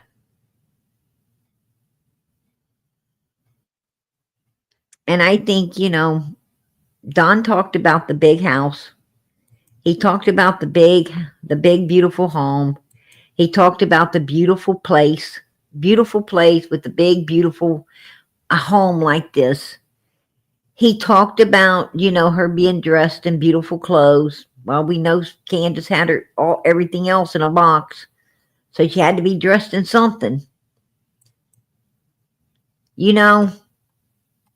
Nobody came up on that hill and took that little girl right here, as you can see, right there. Candace is at the back door. Mother dog and puppies are underneath the house. And Grandis and Candace was at that camper, looking straight down at that door. Nobody came up there. They seen and was hearing everything. No one came around there with this mother, this mother dog on guard. Hell to the no. No one came up there. And they haven't done nothing, but we'll see her in a resurrection. My boys are still here. They're still alive. Summer will always be with me, says Candace. They have let us know from day one that little girl is deceased. The memorials, and more memorials from day one. It's disgusting. It's disgusting how evil these people are. That's all I can say. It's disgusting how evil and what they could do to an innocent 5-year-old little girl. It's disgusting.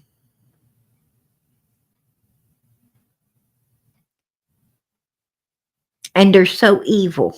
They're so evil.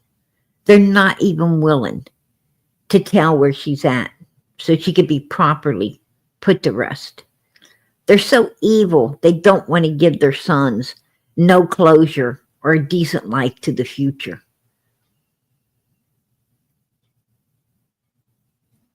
These are some real sinister human beings. These are people that don't care if they end up in hell or not. They think if they end up in hell, it's going to be a party.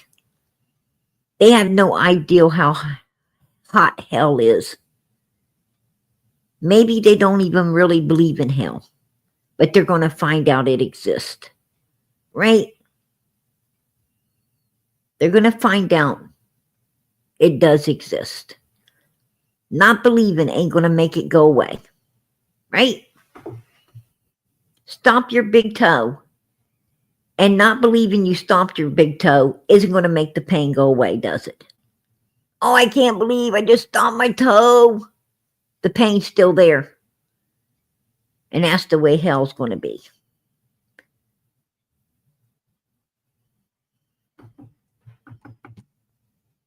All I got to tell them is get ready for that, right? Get ready for that, the way they got ready to do what they did on June the 15th, 2021. Right? Summer's already did what most people regret doing. And I believe that is passing away.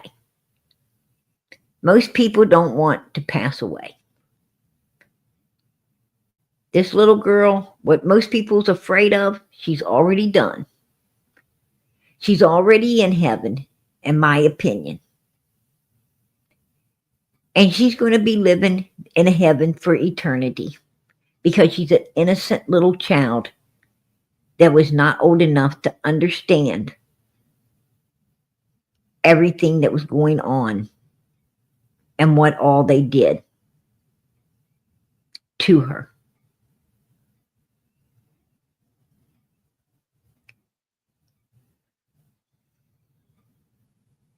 But I'm going to tell you what. Their days are coming.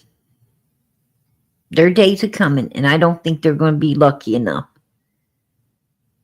to get to heaven with a dirty, dark secret like this and not doing what was righteous in the sight of God for this little girl.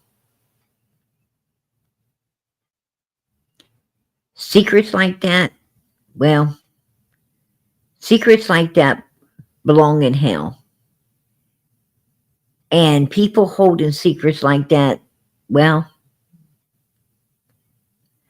I guess they go to hell with them, right? You gotta go where the secret's going if you're the one holding it.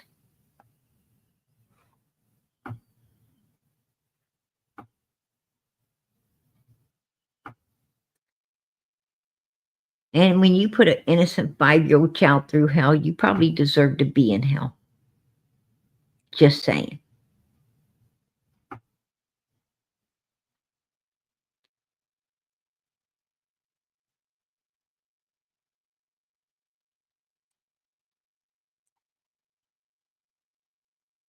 That child did not deserve what these people, in my opinion, did to her. She didn't deserve it. She deserved none of it. Those boys didn't deserve what they went through either. None of them children deserved anything that they went through. Absolutely not. But there's a whole lot more going on behind the scenes that I have not, brought out yet. I will be bringing it to the table. I only have so long each night to bring everything to the table. It is late. I did bring you guys a haunted story. If you would like to hear it before we leave tonight, put a 1 in the chat. If you think it's too late, we could do it another night.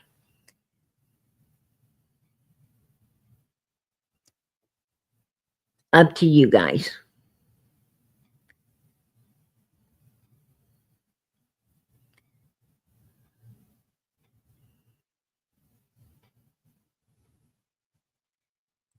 Amen, Carrie. I agree. Absolutely. Okay. All right. I'm going to play the haunted story. I try to do it once a week for everybody at the end of the night, usually on a weekend. So I'm going to play this out, and we'll be right back. Send up prayers for Summer.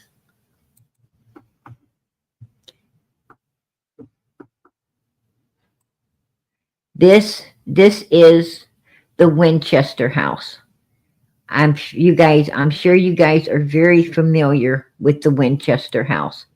And that's the story I'm going to bring you tonight. Winchester Mystery House, registered as an architectural wonder and historic landmark in San Jose, CA, that was once the personal residence of Sarah Lockwood Pardee Winchester, the widow of William Wirt Winchester and heiress to a large portion of the Winchester registered repeating arms fortune. Tragedy befell Sarah. Her infant daughter died of a childhood illness, and a few years later her husband was taken from her by tuberculosis. Shortly after her husband's death, Sarah left their home in New Haven Court and moved out west to San Jose, CA. There, she bought an 8-room farmhouse and began what could only be described as the world's longest home renovation, stopping only when Sarah passed on September 5, 1922. From 1886 to 1922, construction seemingly never ceased as the original 8-room farmhouse grew into the world's most unusual and sprawling mansion, featuring 24,000 square feet, 10,000 windows, 2,000 doors, 160 rooms, 52 skylights, 47 stairways and fireplaces, 17 chimneys, 13 bathrooms, 6 kitchens, built at a price tag of the $5 million in 1923 or $71 million today. But what remained is indeed a mystery. Even before her passing, rumors of a mystery house being built by an eccentric and wealthy woman swirled. Was she instructed to build this home by a psychic? Was she haunted by the ghosts of those felled by the gun that won the West? Did construction truly never stop? What motivated a well-educated socialite to cut herself off from the rest of the world and focus almost solely on building the world's most beautiful, yet bizarre mansion? Whether driven by grief, guilt, or something more unknowable, she continued expanding her home without a master plan. What she left behind was a sprawling labyrinth, full of mystery and legend. Sarah Winchester was a woman of independence, drive, and courage who lives on in legend. And the mansion she built is world-renowned as much for the many design curiosities and innovations as it is for the reported paranormal activity that resides within these walls.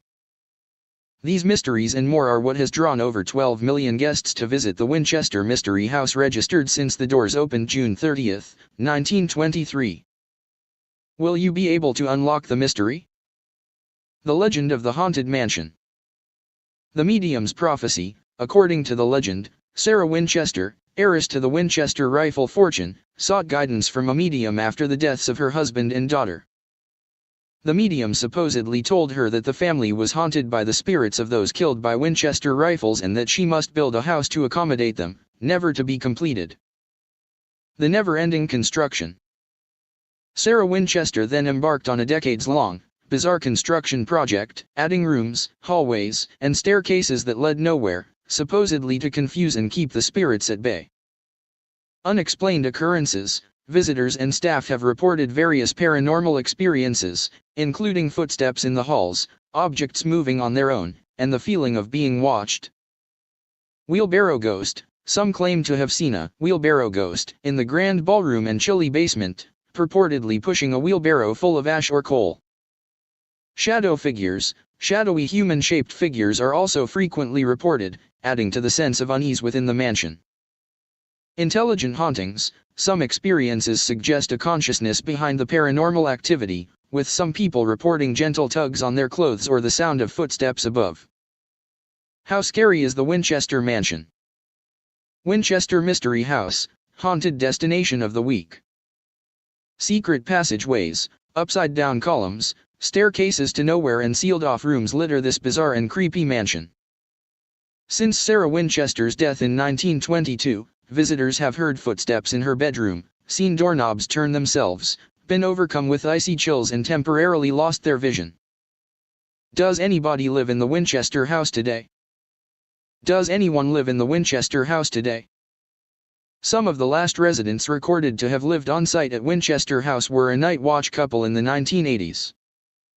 It seems that nobody has called the mansion home since the 90s. What happened to the Winchester family in real life? In June 1869, Sarah's father died, at the age of 60, possibly from rheumatoid arthritis. Between 1880 and 1881, Sarah lost 3 close family members. Her mother died in May 1880, her father-in-law, Oliver Winchester, died in December that same year, and her husband died from tuberculosis in March 1881. During the American Civil War, Pardee, who was under 5 feet tall and then 23, married William Wirt Winchester, then 25, on Tuesday, September 30, 1862. William was the son of a wealthy shirt manufacturer who would later become known for being the founder of the Winchester Repeating Arms Company. The two had been childhood friends and neighbors. Because of building material shortages due to the Civil War, the two lived with William's parents on Court Street, New Haven. They hoped to build their own home on Prospect Hill. After the war, in 1866, the new home began construction. On June 15, 1866, Sally gave birth to a baby girl they named Annie Pardee Winchester, in honor of William's late sister, who had died during childbirth. The child suffered from marasmus and died within a month of her birth. The couple was devastated and withdrew from society, with Sarah remaining secluded for nearly a year. During the construction of their home on Prospect Hill, the Winchesters embraced learning about architecture and design. Architecture and design became lifelong hobbies for Sarah, who also learned about real estate investment and financial strategies from William and her father-in-law. The house was completed in 1868, was approximately 20,000 square feet, had over 20 rooms with marble floors, decorative fireplaces, and chandeliers, large bay windows, plasterwork ceilings, and a circular drive in front. In June 1869, Sarah's father died, at the age of 60, possibly from rheumatoid arthritis. Between 1880 and 1881, Sarah lost 3 close family members. Her mother died in May 1880, her father-in-law, Oliver Winchester, died in December that same year, and her husband died from tuberculosis in March 1881. After the loss of so many family members, Sarah spent time at the seashore, followed by a trip to Europe. By 1903, Winchester's rheumatoid arthritis had disfigured her hands and feet, limiting her ability to walk and write. She was losing her teeth and required dentures. Writing was painful, requiring the help of a stenographer and her niece, Daisy. In 1911, her health improved somewhat, allowing her to sew, though the newspapers reported that she was close to death. At this time Winchester hired Henrietta Sivera to act as a nurse and secretary. She remained a trusted employee until Winchester's death. By 1920, Winchester rarely left her home, shopping for clothing and material via mail order or having store employees bring purchases out to her in her car. September 1922, Winchester was driven from her home in Atherton to Lanada Villa to be closer to her doctor, who lived in San Jose. She died on Tuesday, September 5th. She was buried in New Haven at Evergreen Cemetery beside her husband, William, and her daughter, Annie. Leib, who by that time had been her lawyer for more than 25 years, looked after her bequests in her will. Her estate was estimated to be worth between $3 and $4 million, considerably less than what her estate was rumored to be worth. Winchester named 5 of her closest employees in her will, along with all of her living family members. Her niece, Daisy, inherited a home in Palo Alto and the contents of all other homes. Any remaining money left in the trusts that she set up for family members was to be left to the William Wirt Winchester Hospital when they died. The will stated that if anyone disputed her wishes they would receive nothing. Most of Winchester's properties were sold off. However, the Lanada Villa was in such poor repair that it was deemed worthless and that only the property held value. John Brown was the only person interested in the land, but he was unable to purchase it, so a lease agreement was reached. 6 months after Winchester's death, her home was opened as a tourist attraction. Brown purchased the property in 1931.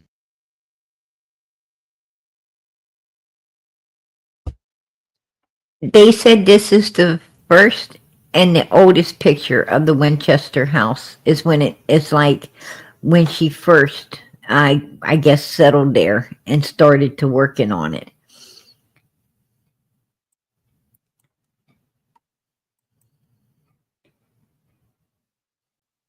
This is after she'd been working on it quite a while.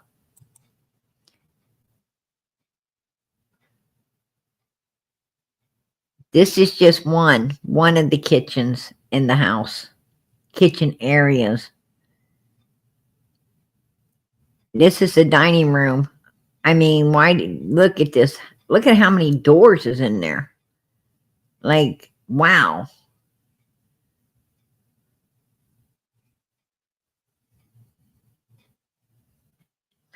That's like a sunroom, one of many, I'm sure.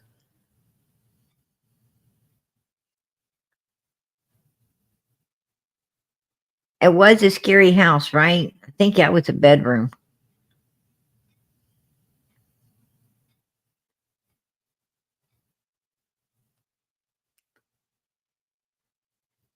Wow. The house kind of don't make no sense, right? She was supposed to learn architect and all this stuff, but the house just don't make no sense, right? I mean, it don't make no sense because, like,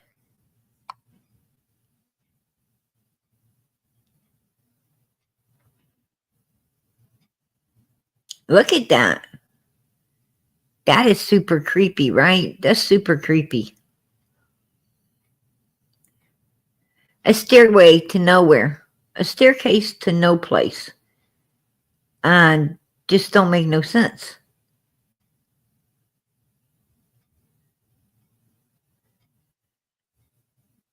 I guess you have to stand on the other side of the railing to feed the furnace. Right?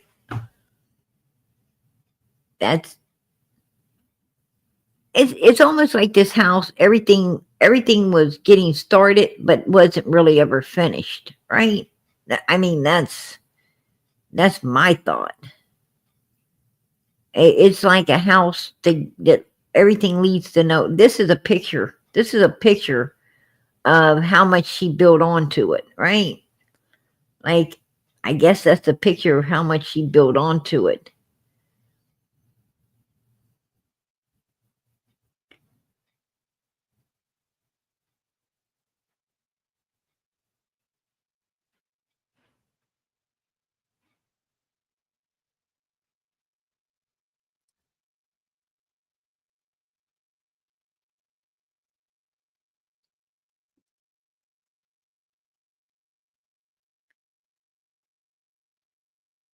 Wow. You know, if anyone knows anything about architect and design, you know that you have to, you know, make a floor plan, right? You have to basically, you know, draw the floor plans, first floor, second floor, you know, third floor, if you're going, I mean, whatever it is. You got to have, you know, a floor plan. You got to have where you want your windows, where you want your doors, right? I mean, if she learned all of that, then she would have been able to sit down and sketch, right? Sketch her floor, you know, her floor plan of what she wanted, and then had them carry it out, right? To carry it out. And then if she wanted to add on to, you know, then she could have, you know, had to go back to the floor plans and see, you know, where she could possibly take out a window to make a door, you know, in order to add on for expansion. If she was going to, you know, continuously do that, I think that, you know, and if she was skilled by her husband and, you know, his dad in doing this, like they said, then something really weird was going on, because she would have knew, you know, what I'm saying is she would have knew exactly what you got to do to, you know, to expand. She would have knew that you start with your initial, you know, plans, and then expand off of those, be able to, she would have left room for expansion if she, you know, if that's what she wanted to do. You know, what I'm saying is put a door with a balcony where you might at some point want to expand the property, you know, expand the home further out. That way you could take the balcony out and, you know, and then add on more housing, more bedrooms, or more, you know, something. Why would you need 6 kitchens? Why would you need, you know, that many stairs going all over the place? Why would you? There had to have been something. There had to have been, you know, more than, there had to be really something going on there. You know, just saying. And I mean, if you're thinking logical, there was something weird.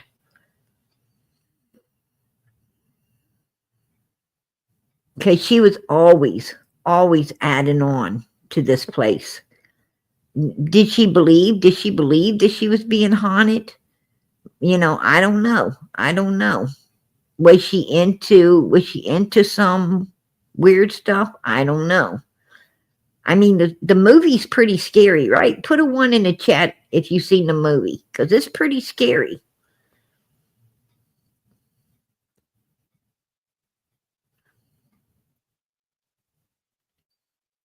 Yeah.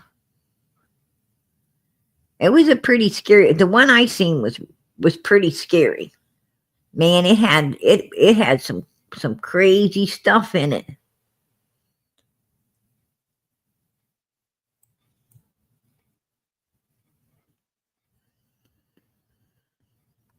Right. I'm going to tell you, I seen it. And it was this journalist. A journalist went there to stay. And like all this weird stuff was going on, right? All kinds of weird things was going on inside that place. It was like, whoa. It was really, it was definitely a movie, you know. I mean, if you was looking for horror movies, it was definitely one to watch. And yeah, this is a really super old picture right there. And that's a picture of her when she was young. This is her when she was younger. She wasn't a bad looking woman. And she wasn't bad looking, you know, in her older age. There she is. This is a picture. They said this was a very rare picture to see her, traveling outside of her home, coming or going outside of her home. I think it's one of the only pictures they might have had of her being out traveling outside of her home.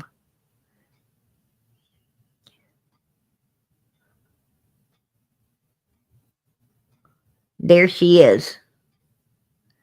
That's the real her.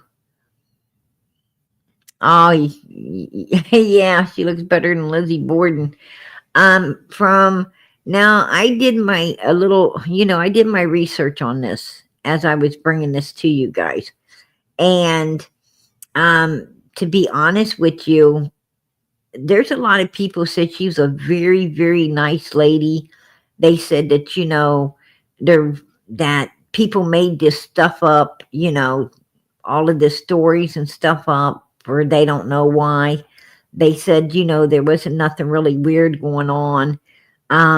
They said there was logical reasons, because there was something happened to the house, and she had to, reconstruct and do stuff, and that's why, you had all the weirdness that people were seeing.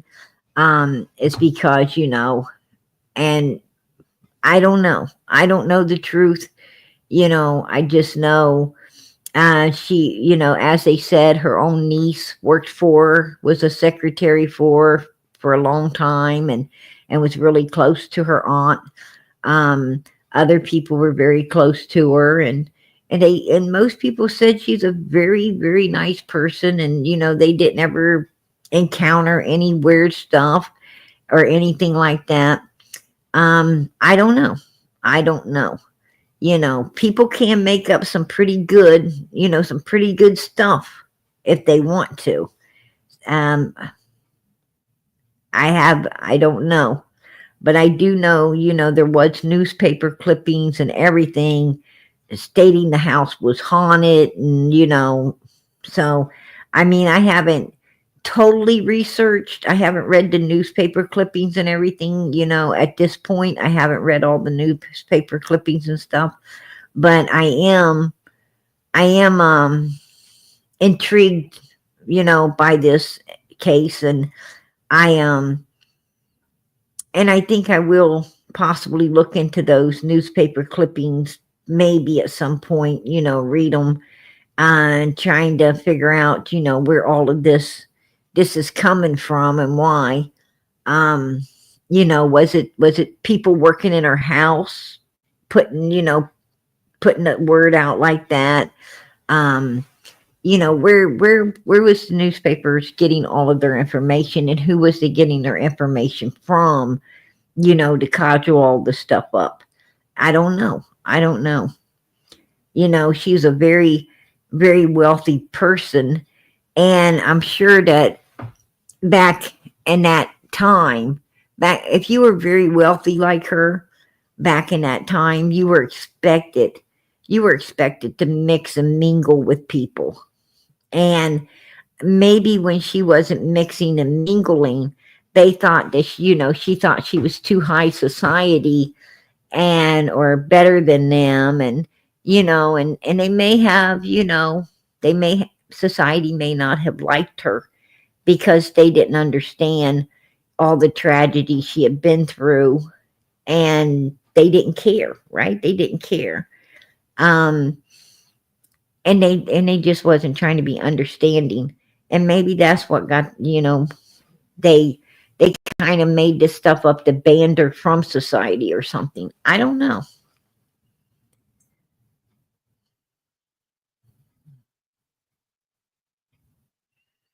Yeah. When it comes to these horror stories, you don't know if they are true or not true. I mean, I always try to look for logical explanations. Sometimes there's not one, right? Sometimes there isn't one, you guys. You always want to look for the logical stuff first. And sometimes that can, be a mistake, right? That's where you make your mistake. You should have been looking, at some onlogical stuff instead. And because that probably is what, what it was. So just saying. Anyhow, I am going to look into the newspaper clippings and whatever. And if any of it's really good, I'll be sure to share it with you, where it all came from. But I'll try to get another story for next week for you guys. I'll be on the hunt for another good story. I seen people in the chat putting out some suggestions. If you got some good suggestions, send them to me. Send them to me through Facebook Messenger. I'll look into the stories and and I'm up for suggestions. And I'll put the story out here. Absolutely. Anyway, I want to let everybody. There was a lot of prayers and stuff going through here while that particular story was being said, for Summer and justice for Summer and so forth and so on. Justice for Summer. I did not miss those. I just will not pull them up, during the scary story time. I won't pull them up at that particular time, but I did see them. I did take note to them, and they were very much appreciated for sure. And I'll go back and pull them up now because they are very, very relevant here. But I don't pull stuff like that up during scary story time. I just can't do it. I care too much about Summer to do that. But like I said, I did see them and they were not missed at all.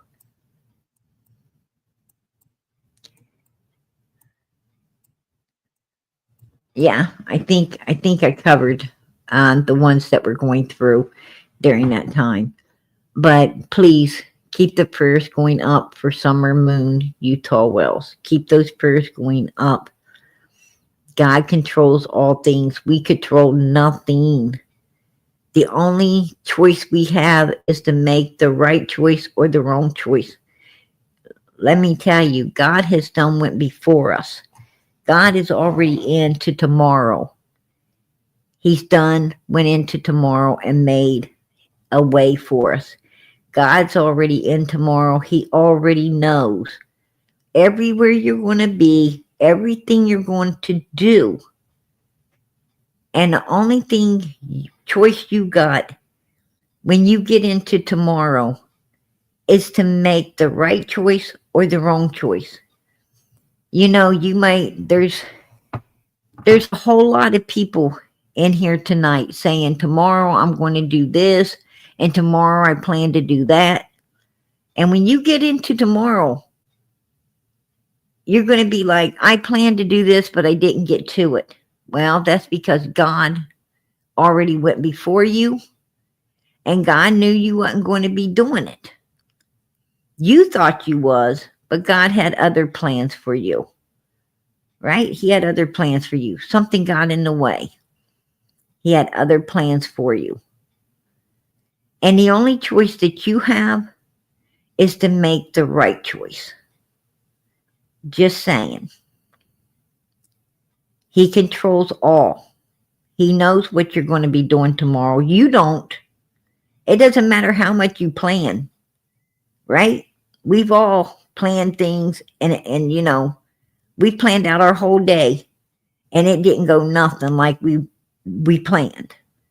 That's because it wasn't supposed to. See, God plans the day, not us. But when we get to that day, we've got a choice. And that is to make the right choices. To keep the 10 Commandments or not keep them. Right? To be a good person, a kind person, a caring person, or to be hateful, ugly, and mean. It's a choice. We get to make that, and those choices depend on whether, we enter the gates of heaven or we get tossed in the pits of Hades. And that's just how it is. So when we get there, we better pray we're making the right choices. We better fight to make the right choices. We better do everything we can to make the right choices. Because we all want to enter the gates of heaven. We might not want to enter them right now, but we do want to enter. So let us make the right choices when we get there, right?